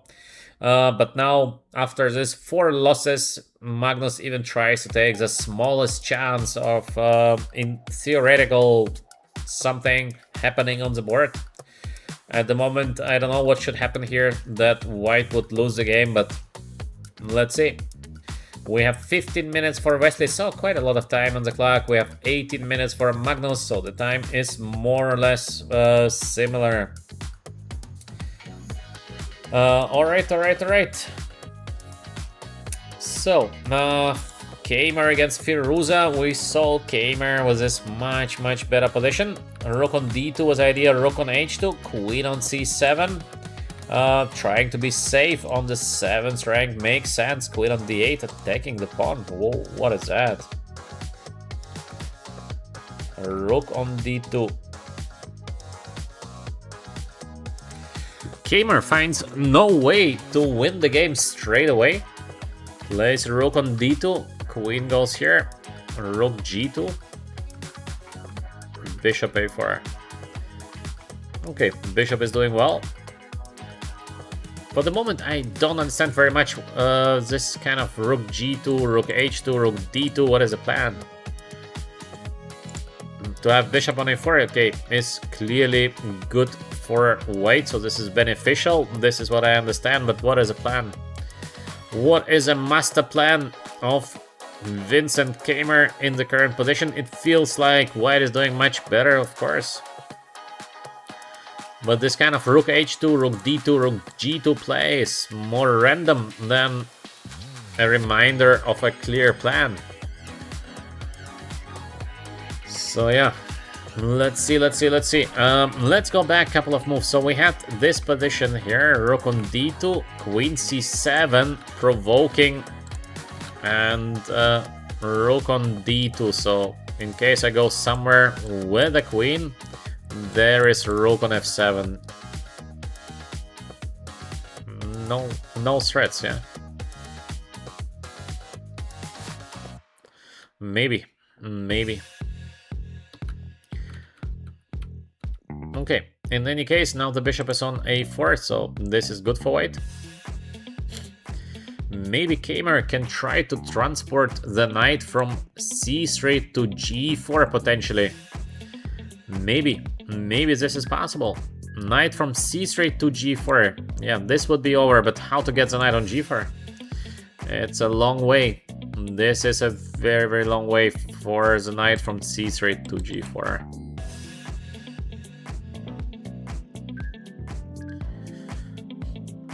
So still not over, yeah. Still not over. Firuza is fighting in the current game. Still not over. It looks like a bad position for black, but Firuza is fighting.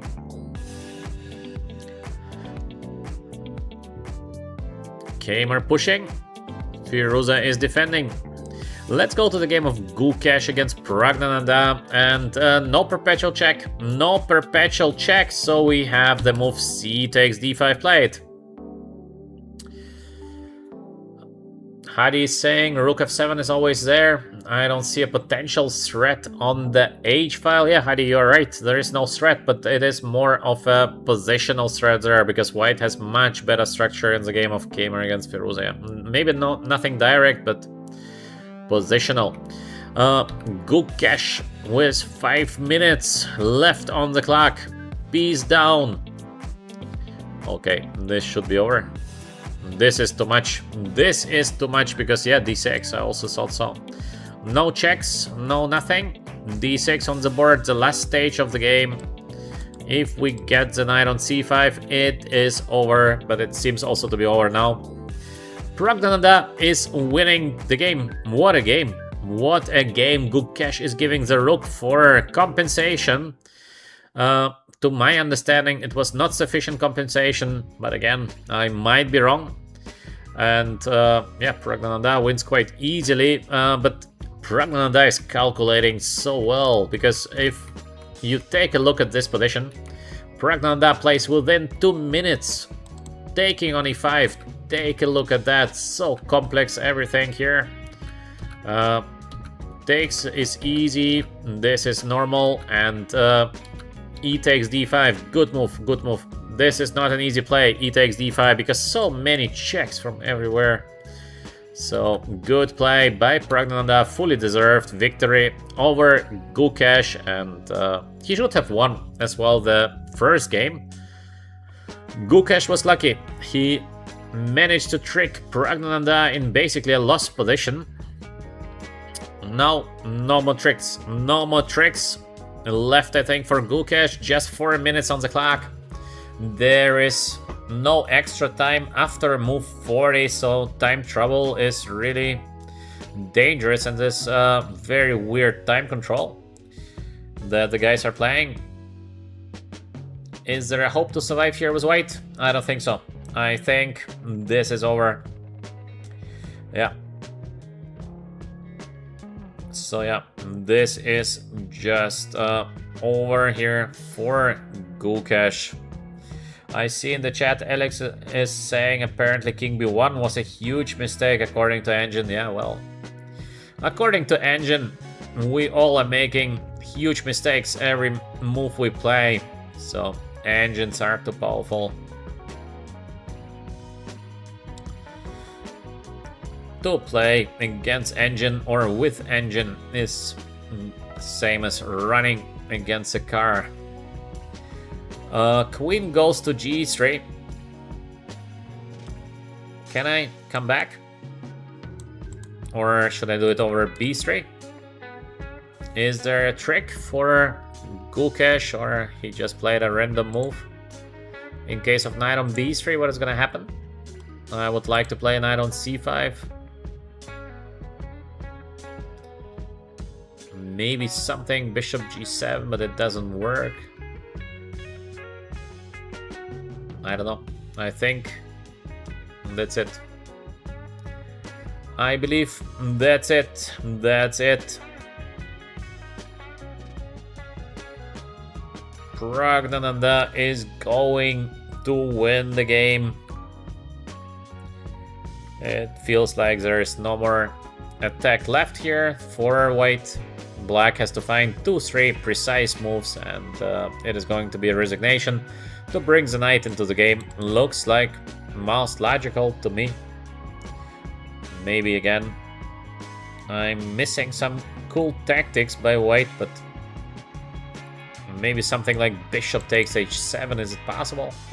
Like knight on b3, bishop takes h7, take to give a check here. Ah, the white king is on the check, of course not possible. Of course it doesn't work, so yeah. Knight on b3. Probably that's it. Alright, alright, alright.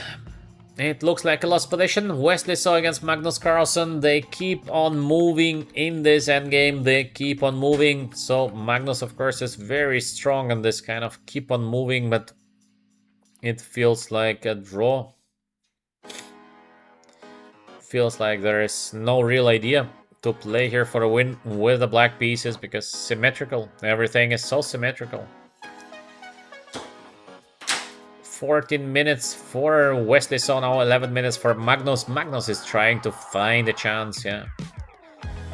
There is no chance. It's gonna be a draw in the game of Wesley So against Magnus Carlsen, except Magnus goes like completely crazy, and maybe he's going just to say, if I win or if I make a draw, it is the same to me to lose 4 games in the tournament or to lose 5. What's the difference? Because Magnus is, I think, in this kind of shape that anything might be possible. But normally it should be a draw. Knight on c6, yeah, I think they're repeating the moves now. King on c3, of course, yeah, defending the pawn on b4, so this should be a draw. Kamer against Firuza. What do we have? We saw bishop on a4. This was the last moment that we have seen. Rook on d2 once again, now queen on f8. Some tricks. King on g2, no tricks. Rook f4 by Firuza with just 3 minutes on the clock. What is that? Take? Yeah. Is it possible to give exchange like this? What do you think, guys? Let me know in the chat. What is your opinion? My opinion is this is completely winning for white. This is my opinion. I don't think it's possible to give exchanges like this.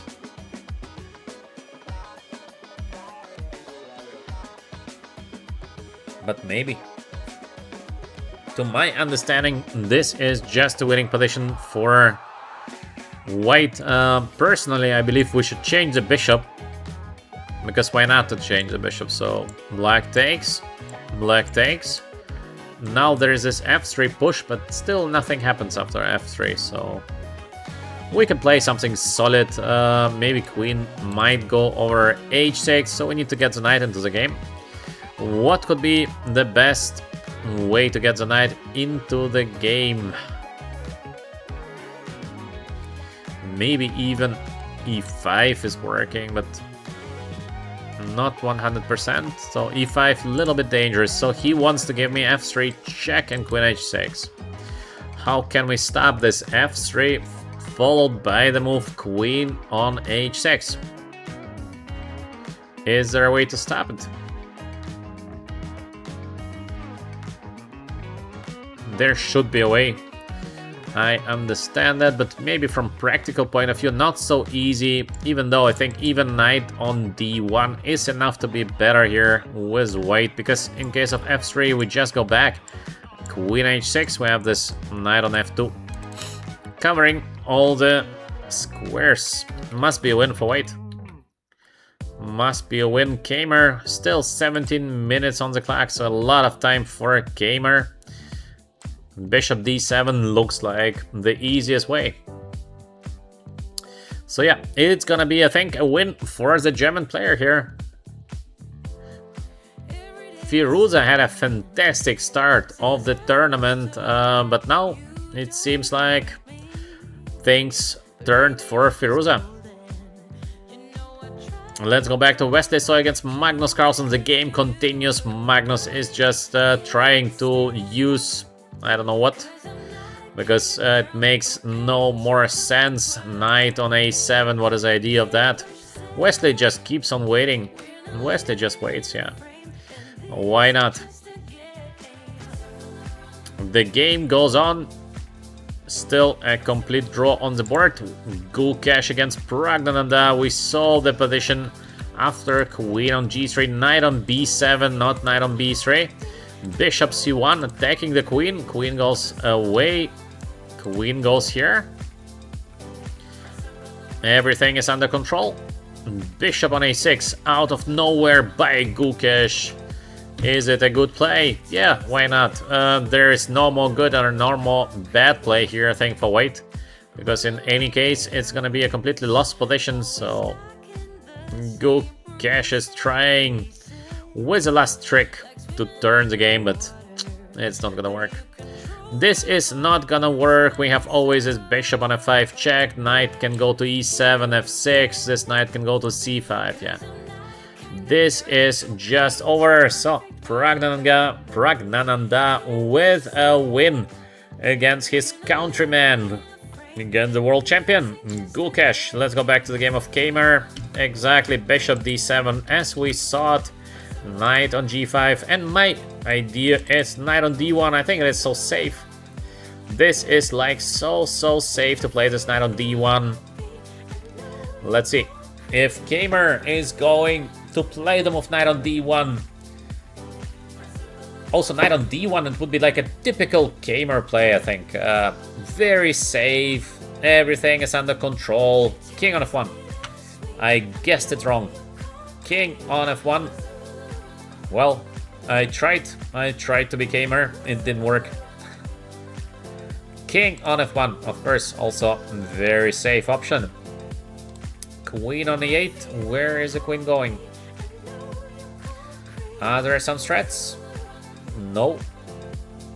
Where is the queen going? I don't know. Hard to say.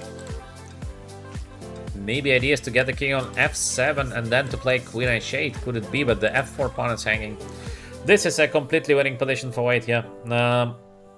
I think Gamer is going to win the game. We have rook on d2, rook on h2, for example. In case we would like to play passively, a little bit more aggressive style would be just to put the rook somewhere here, I think. To keep it on the 7th rank, because why not? So yeah. This is looking very bad for Firuza. I don't think that Gamer is gonna make a mistake in such a position. He has a lot of time on the clock. 13 minutes for Gamer, it is more than enough to find 2-3 precise moves and the game is done. So it looks very good here for the German #1. Vincent Gamer. Let's go back to the game of So against Carlsen. The game continues here. It feels like we saw this position already at least 10 times, but then Wesley So would claim a draw, so probably not. Magnus with 7 minutes against still 30 minutes for Wesley. Magnus is trying to do undoable. I think it is still looking like a complete draw, because how to win this position? No chance. No chance, also little time.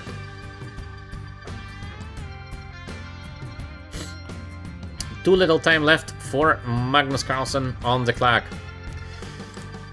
He wants to try to win, but how to win the game? Nothing Magnus can do. He played today as a Sicilian defense. He really tried. He tried to fight, but no chance. Gukesh. Gukesh here. Queen f5 check. King on a2. Pawn is hanging. Check here is possible.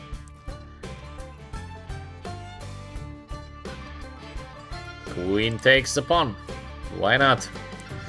Bishop on c4. 1 minute 38 for Gukesh. Pragnananda is so greedy. Just goes back, takes the pawn, and walks back. The knight on g8 is defending everything. There is bishop e6 coming next. The knight on b7 is covering the d8 square, so yeah. So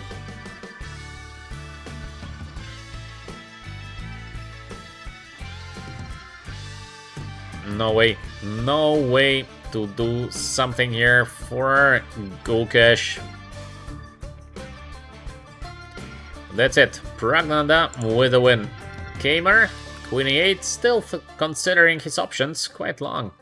And Wesley So against Magnus. Yeah, the game goes on. The game goes on, but is it not already repetition? Yeah, I think it is. I think Wesley So is claiming a draw by 3 times position repetition after king on d2, and of course this is a draw. So Gukesh resigns. Yeah, he resigns.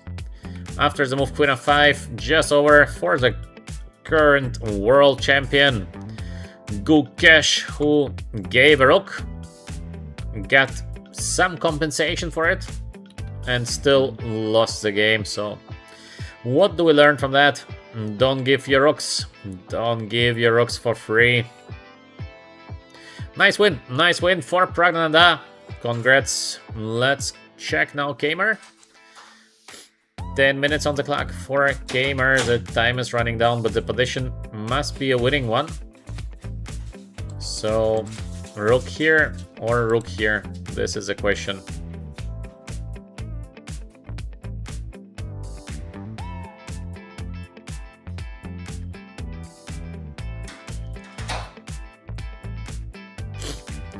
Let's see where Gamer is going to play. It feels like both is winning, but maybe even rook on d2 feels a little bit more safe because the rook is defending the king.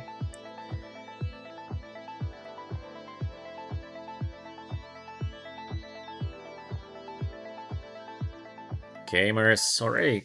For how long is he thinking? 5 minutes, it's a lot. He had just 15 minutes left on the clock, already 5 spent on this position. Wow.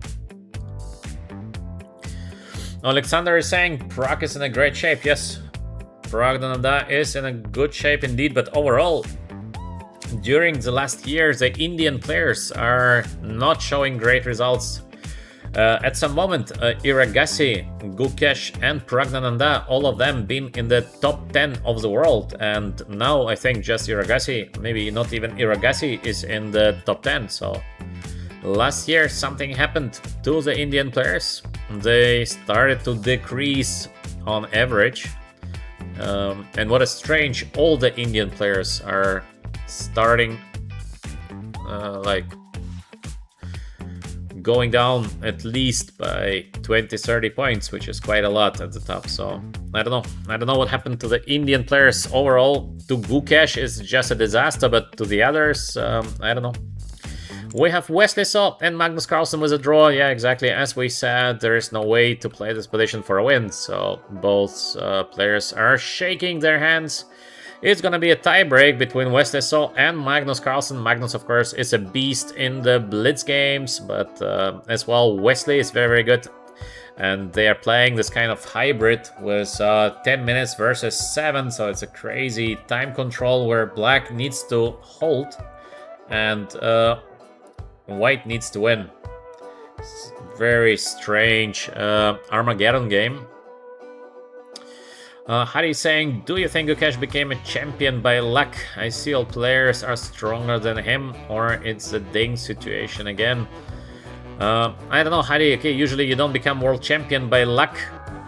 To become world champion by luck. If it would be like that, Hari, then you and me would still have chances. To become world champion by luck, of course, it's not possible. Gukesh played fantastic, I would say even unbelievable chess, and now it is like a completely different person playing. So yeah, Armageddon is unfair. Well, I don't know. It's a fight. It's a fight. Just it's a strange Armageddon. This 10 minutes versus 7, a little bit strange. So we have just one game left here. It is Gamer against Firuza, and Gamer is spending all his time. He fell asleep. What happened to Gamer? He had 15 minutes and finally he does something. 8 minutes of thinking before playing the move rook on b7. Wow, that's a lot. This is crazy. To think so much because there is no additional time. To spend such a huge amount of time before playing rook on b7, queen f8 looks pretty random play by Firuza, I would say. Still, I like this idea, knight on d1, knight on f2. I think it's a good idea to put a knight on f2 because it protects the king here on f1 very well. So the idea of knight on d1 is looking very, very tempting. Maybe there's also idea of e5 and a knight on e4 somewhere, but it looks more complex. So why to play complex things when you have the easy solution? Yes, knight on d1 played by Gamer. I would have done it already with the king on g2. This feels so good. But also now here, of course, knight on d1 is a good play. Knight is getting to f2. After that, we would like to play knight on h3. It is perfect. Knight on d1, yeah. Knight on d1. Good play by Gamer. Just 2 minutes and 30 seconds left for Firuza on the clock.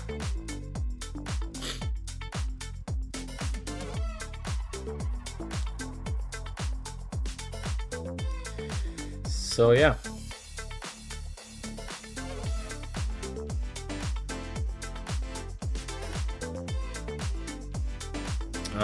Alex is saying that it was a big luck that Magnus gave up on the title. Yeah, of course, Magnus remains the best player in the world, and of course nobody can beat Magnus in a match, or let's say maybe only Caruana had a potential chance of winning against Magnus, I think, except Caruana.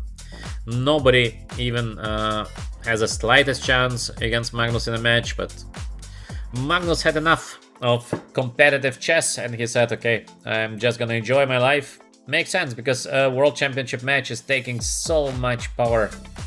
You are preparing, you are nervous, you have all your seconds working, everything, so much tension. And Magnus did it for how many world championship matches he played? I think 5. To win 5 matches is enough. Okay, so f3 played. The idea could be queen f6 and somewhere with a queen. I still think knight on f2 is looking good.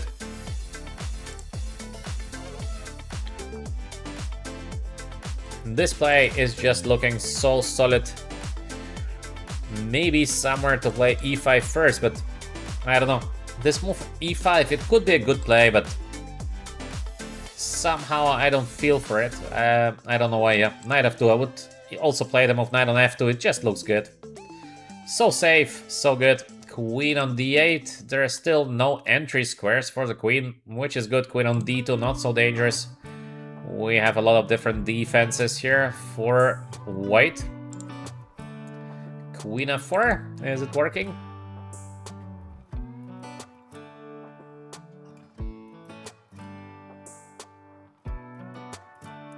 Looks not bad. Looks not so bad to play queen on f4. What else? What else can be played by Vincent Keimer? Just 5 minutes on the clock.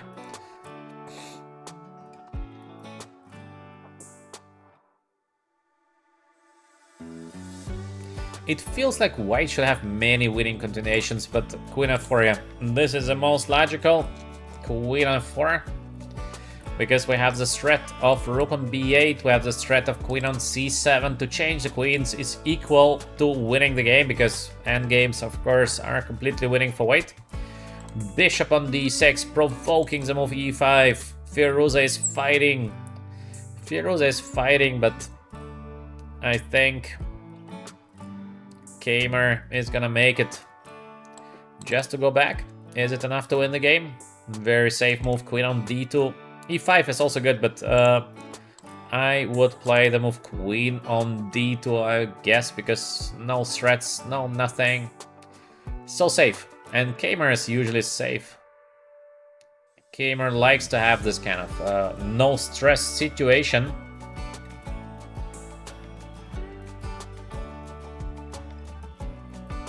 Four minutes for Keimer. Time is running down. This is gonna be tricky. If it comes to this kind of 2 minutes versus 2 minutes, then everything can happen, of course. So let's see. Let's see. The end of the game might be a little bit tricky, or Keimer is just gonna win. Why is he thinking for so long? 4 minutes versus 1. 44 seconds.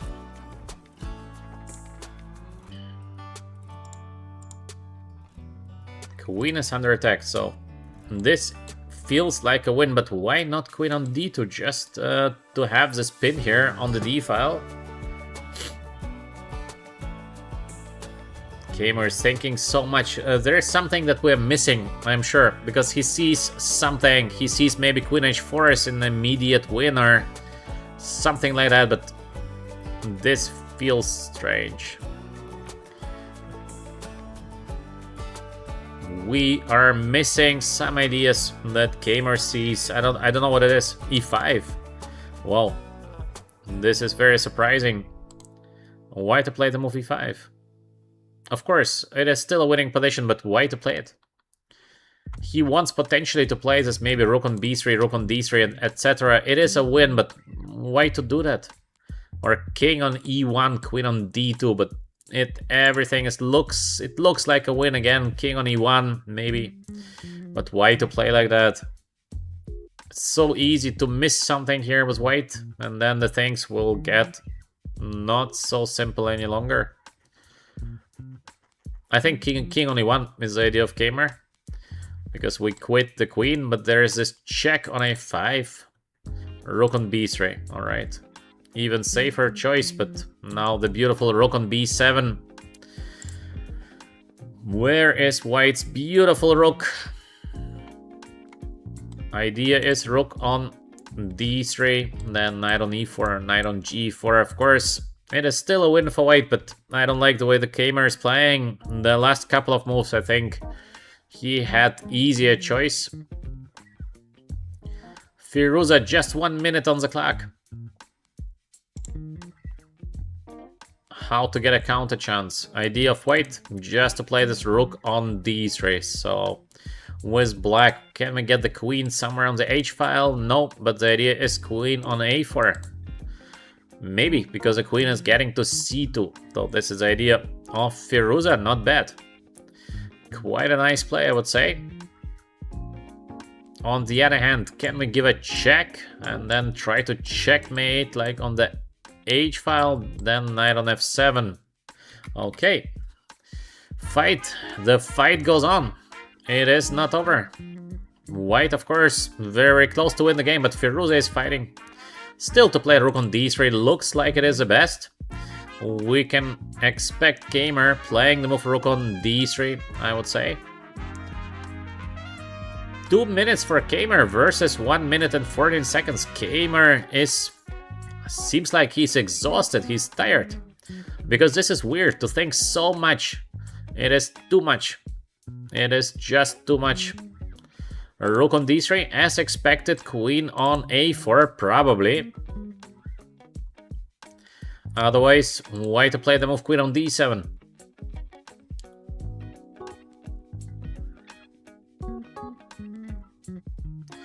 I Play Chess is saying, GM, can you stream horizontal this tournament and add more details visible on screen like Chess Base India is doing?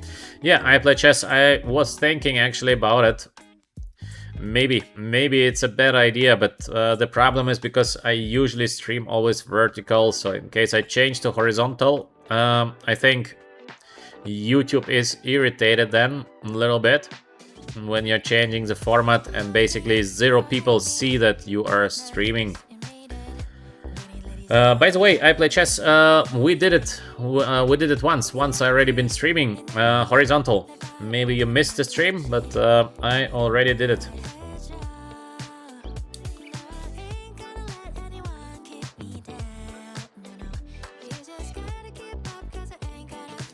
Okay, we have the move b3. Gamer is keeping the things as solid as possible.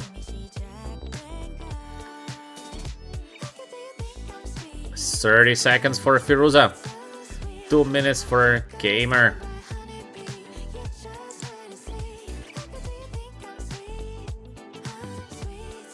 It is still a winning position here for white, so gamer is doing well. He wants to come back with the queen to f4 or to play queen on d2. Rook is getting here, so still a winning position for white, but it is not like by forced winning. a5 played a4 by gamer. Yeah, he just closes everything. Queen on d2. Maybe then the king can walk to c2 into safety. Yeah, that's a nice idea. This idea I like very much. Just imagine you have the king here from f1 to c2. No checks, no nothing. So this could be played potentially in the future. Firuza king g7, I think it's just quite a random play because he's not sure what to play. So we have this king on g7, pretty random. Now queen on d2, queen f4. I think next gamer is going to walk towards c2. Queen b7, not allowing the king to walk too much. Here comes a check on b4, so queen on d2. Knight on e4, maybe. Tricky. Firuza is fighting so well. Gamer could have finished, I think, the game earlier, but now Firuza is fighting so well. Maybe knight on g4, but gamer doesn't like to play moves like knight on g4 because something might happen that you don't expect, and then who knows, but maybe knight on g4 is a good play. If the knight can get to f6, it probably should be enough to win the game, so knight on g4 potentially. Yes, we see the move knight on g4. Are there tricks here for Firuza? Just 10 seconds left to find the trick. If there is no trick, then knight on f6. Gamer is probably going to win the game. Queen on c6. He finds no tricks. So knight on f6. That's it. That's it, I guess. Is there a way to save the game? Maybe f2 is the idea of Firuza, just to give a check here. Is it a possible try? Yes, maybe queen on h2. No, still knight on f6, of course. This is a winning position for white. Knight on f7. Firuza is fighting. Now the pawn is going to fall, so rook takes f3. This is what we can expect next, I think. In case of knight e5, we have knight on e8 check or knight on h5 check. So this is winning. So we can expect the rook takes f3, rook on d7 also looks like a win. Is there a way to escape there? I don't think so. So rook d7, yeah, it is finishing the game on the spot. So I think we're gonna see the move rook on d7. Looks like a straight win. 40 seconds for a gamer. The time is running. Both is winning. Rook f3 or rook d7. What is gamer going to choose in this position? So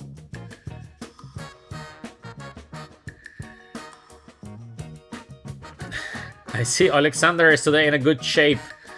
Good suggestions. Wow. Completely unexpected king on f2. Why? g5 by Firuza. But what a play by gamer. Come on, what is that? Of course, white is completely winning, but why to play king on f2? Why not to finish the game on the spot? g5. 10 seconds versus 10 seconds. Wow. Queen on h2. Checkmate here. On h7 is the next threat. Bishop takes. Okay. f3 pawn will be taken now, but then we have this queen on e4, so a lot of checks are coming. Of course, white is winning, but this is not what gamer wanted to have. He wanted to win the game without any kind of chances, and now we go with a crazy play here. Queen on b8, queen g8, rook takes f3 is the idea by gamer, but looks already very suspicious. So what happens after queen on e4? Probably rook takes f3, still possible. 10 seconds for Firuza. g4. Queen check. King takes. Queen takes g4, not so easy. Knight h6. No g4. I think f7, knight on g4 check. Too crazy. Yeah, rook takes f3 makes sense. Both players completely out of time, and the position is, of course, winning for white, but some chances. The pawn on f6 is falling. Gamer blunders as knight takes f6. This is 100%, so still completely winning for white. King on g2. Ooh. He wants to get the queen on e5, I guess. But it doesn't help much because the knight might get to f4. Knight h5. Knight is getting to f4. This is gonna be tricky. Instead of completely winning, now Firuza is fighting. Incredible. What a comeback by Firuza. Yeah, knight h5 played, of course. King on f2. White continues to have a winning position, but it is a fight. There is, let's say, g4 play. Then g3, but the rook is getting to f8, so we need to close the rook. Knight f4. Knight f4, I guess it is a must play, because there is nothing else, but we have the rook on g3. Bad luck for Firuza. Queen on d7. It allows queen on e4 check, and white once again should be winning. Queen e4 played, of course. This is logical. We have the check. Rook on d3 will be played next. Or a queen on d3. I don't know what is better. Let's see what Kmart is going to play. Rook on d3. Check, of course. Let's escape with a king to g1 or e1. Where is the best position? I would play e1 because just to be safe. All these checks are so annoying. But still, it is a fight. Knight f4 is coming next, so it's not easily winning position. Yeah, king e1 is making perfect sense. I would do the same. Knight f4, rook on d2. This is the idea that we're keeping control. Rook on d2 is going to be played almost surely. And white keeps control, which is very, very crucial here. But if this is an easy win, no, because queen on h5, yeah, maybe. Actually, rook on d2, we have this queen h5 out of nowhere. No checks, no nothing. So Kmart decides to play rook on d8, but it's so tricky. Yeah, queen f6, so many checks.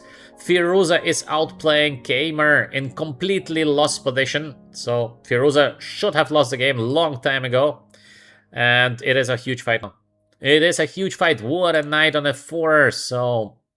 Even objectively speaking, it might be not so easy now for Kmart. Queen on c3, beautiful pin here. I think soon Firuza is going to play for a win. Kmart was just 10 seconds. Kmart had 15 minutes against 3 minutes, completely winning, and now Kmart just wants to give perpetual check, but I think Firuza is going to play for a win, yeah. Firuza is playing for a win with the move king on f6, no draw, white to make a draw. Kmart is exhausted. This is what I told you earlier. It feels like he's very, very tired because he's playing strange moves.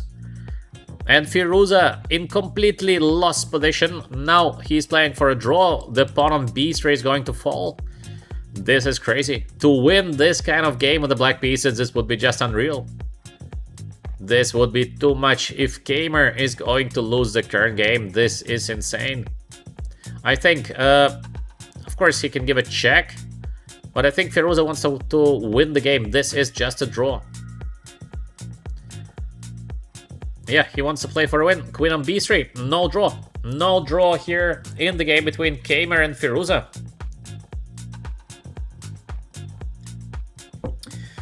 Queen on c2. We will keep the queens on the board. Queen on f3 check or queen on h3. Queen h3 is a very nasty play this because it is not forced. Or queen on a3 also. But to change the queens is bad, yeah. So I would say queen on h3. No, he goes for endgame? What? I'm shocked. What is that? Super strange play by Firuza. I don't understand and why to change the queens. The knight is perfect on f4. Why not to keep the queens on the board? This is shocking play, at least to me. I don't understand why to change. The king is gonna be holding the g-pawn and the rook wants to take the pawn a5, after which white is gonna be winning. I understand that there is king e5, king on d4, but white is getting the pawn on a5. Wow. This is so shocking to me to change the queens. Why did he do that? This is crazy. This is crazy that Firuza is changing the queens. He did it so well with the queens, and then he's changing the queens. So we have the move g3, also strange play. A rook on c3, normal, because this is a trick, because in case of rook on b2 we have g2 and knight on d3 was a fork. So a rook on c3, no tricks. This time Kmart sees all the tricks, so g2 probably has to be played. Rook on g3, not king on f2, because of g1 and the fork, yeah, alright. But this is weird. After g3, there's no other way to stop the pawn. I think king on f1 should be played. This would be logical. Now it is dangerous for white, yeah. The king is getting to f3. But we have this king on f2, but then e5. I don't know. I don't know how to evaluate the position. Maybe winning for black, maybe not. I think Kmart made a mistake. This endgame is not so bad, I think, initially. And probably now Kmart is maybe lost, maybe not. e4 is 3, the pawn on c4 is falling. It might be lost. Let's see. e3. e3 is coming. Not in time to win the pawn on a5, so check. c4 is falling, yeah. Firuza is finally winning the game, but what a roller coaster. This is unbelievable. Kamer all game long completely winning and then exchange up, etc, etc, etc, and Firuza with no time, no position, no nothing, and out of nowhere,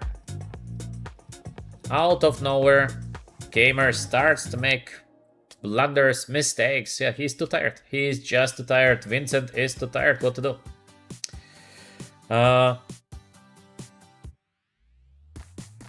Narrative Combat here with us in the chat. Thank you, Narrative. Hari is saying, Hari is saying for the nice words. I've been playing in this kind of tournaments when I was younger, so my time is in the past. There is time for everything. Different age, different good things in life. So the professional chess play life for me is in the past. No, different good things here. If I would be playing, I would never stream, like for example. Okay, let's take a look. Is there a way for Firuza to defend the pawn on e4, or Firuza also blundered something? This is insane. If Firuza finds no way, but he has this check here. I don't understand it. Okay, play king e5. What's the deal?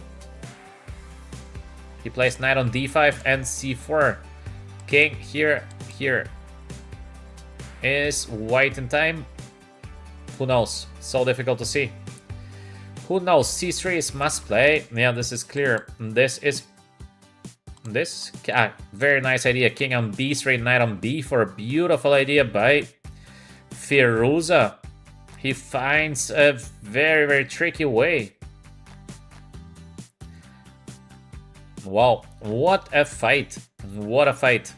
Is it a win or is it a draw? Incredible fight in the game. Normally it should be very, very long time ago. 1-0. Kamer outplayed Firuza completely. Like completely. More time, winning position, good opening, everything great. Then Kamer with a lot of blunders, which is not very common, I would say. But yeah, this is what happens. And by pure luck, Firuza got back into the game and now it seems like he's winning. King goes here. c2 followed by the move knight on b4. It is game over, I think. Or king on d3 is forced, but then still the move c2. This is a problem that c2 is possible. There is no rook on c2 because we have the fork here on b4. So bad luck once again for Kamer. Another check. Now knight on b4, take. King on b2, rook on c8. Wow, maybe still a fight. Kamer is fighting, but black can take the pawn on a4, but then we have the rook on d8, idea c2. No, this is lost, so king a4. King a4, I think it's winning the game. This looks like a win.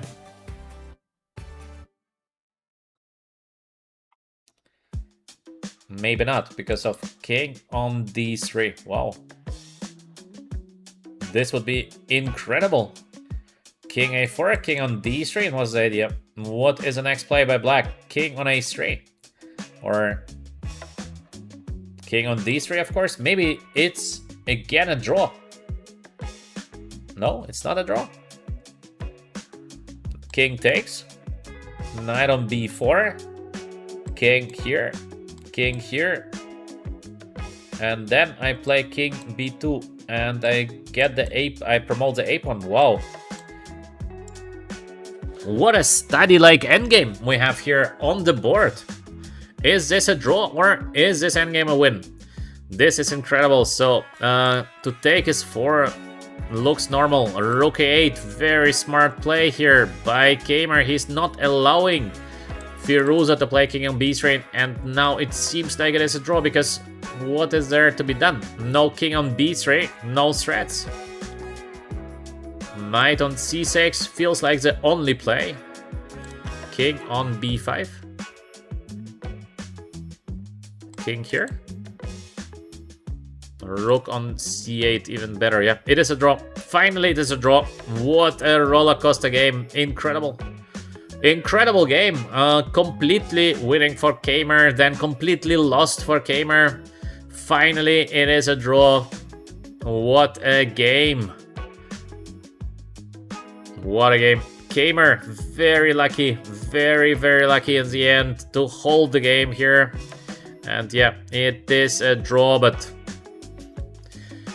wow, what a fight, what a fight. Both players seems to be exhausted because of course this should be a win somehow for black here.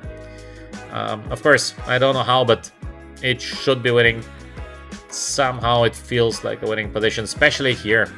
I mean, you have 3 pawns. 3 pawns are just too many. So this position for sure should be a win. Maybe even just to go direction king on b3, just to give up on everything and just to promote the c pawn. Maybe it's enough to win the game. It looks like it should be enough to win the game. So not 100%, but also this is winning or not? Knight on e2. Interesting play, by the way, knight on e2. Because in case we take here, I'm gonna play king on d3, but there is a check, doesn't work, yeah.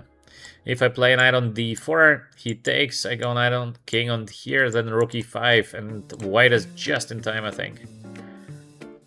White is here in time. Doesn't win so easy, yeah. No easy win, and in case of check, this king on d4, I'm not sure that this is winning. In case we go king on b3, so we just push. We push. Is there a way to stop the pawn from walking? Maybe. But maybe not, because I would like even to take, then come back on b3. The a pawn is walking. Maybe. Maybe this is just a win for black, so... But not easy to take a decision like that with little time on the clock. This is not easy, yeah? It feels like a win. It feels like a win, but... not easy, so there is no way to stop the pawn. So yeah, it is winning. It is winning for Firouzja. So Firouzja, of course, missed somewhere a winning continuation, but little time on the clock. You're nervous, you are very tired, so it's very normal to miss something. All in all, a crazy game. A crazy game. I would not say a very high-level game. Kamer played actually very well till. If Kamer would win today, it would be a very high-level game by Kamer, but what he did in this winning position is unbelievable, and then he was even lost. Alright, so I hope that you enjoyed the current stream of today. I think it was great to watch the best chess players in the world. To me, it was... I like to watch the games of the best players, I don't know. I just enjoy it. I hope you enjoyed it too. Also, we do something else except just the rapid games online. I will be back tomorrow with a new stream. I wish you all a great evening. Thank you very much for being here with me. See you tomorrow. Wish you still a great day. And bye.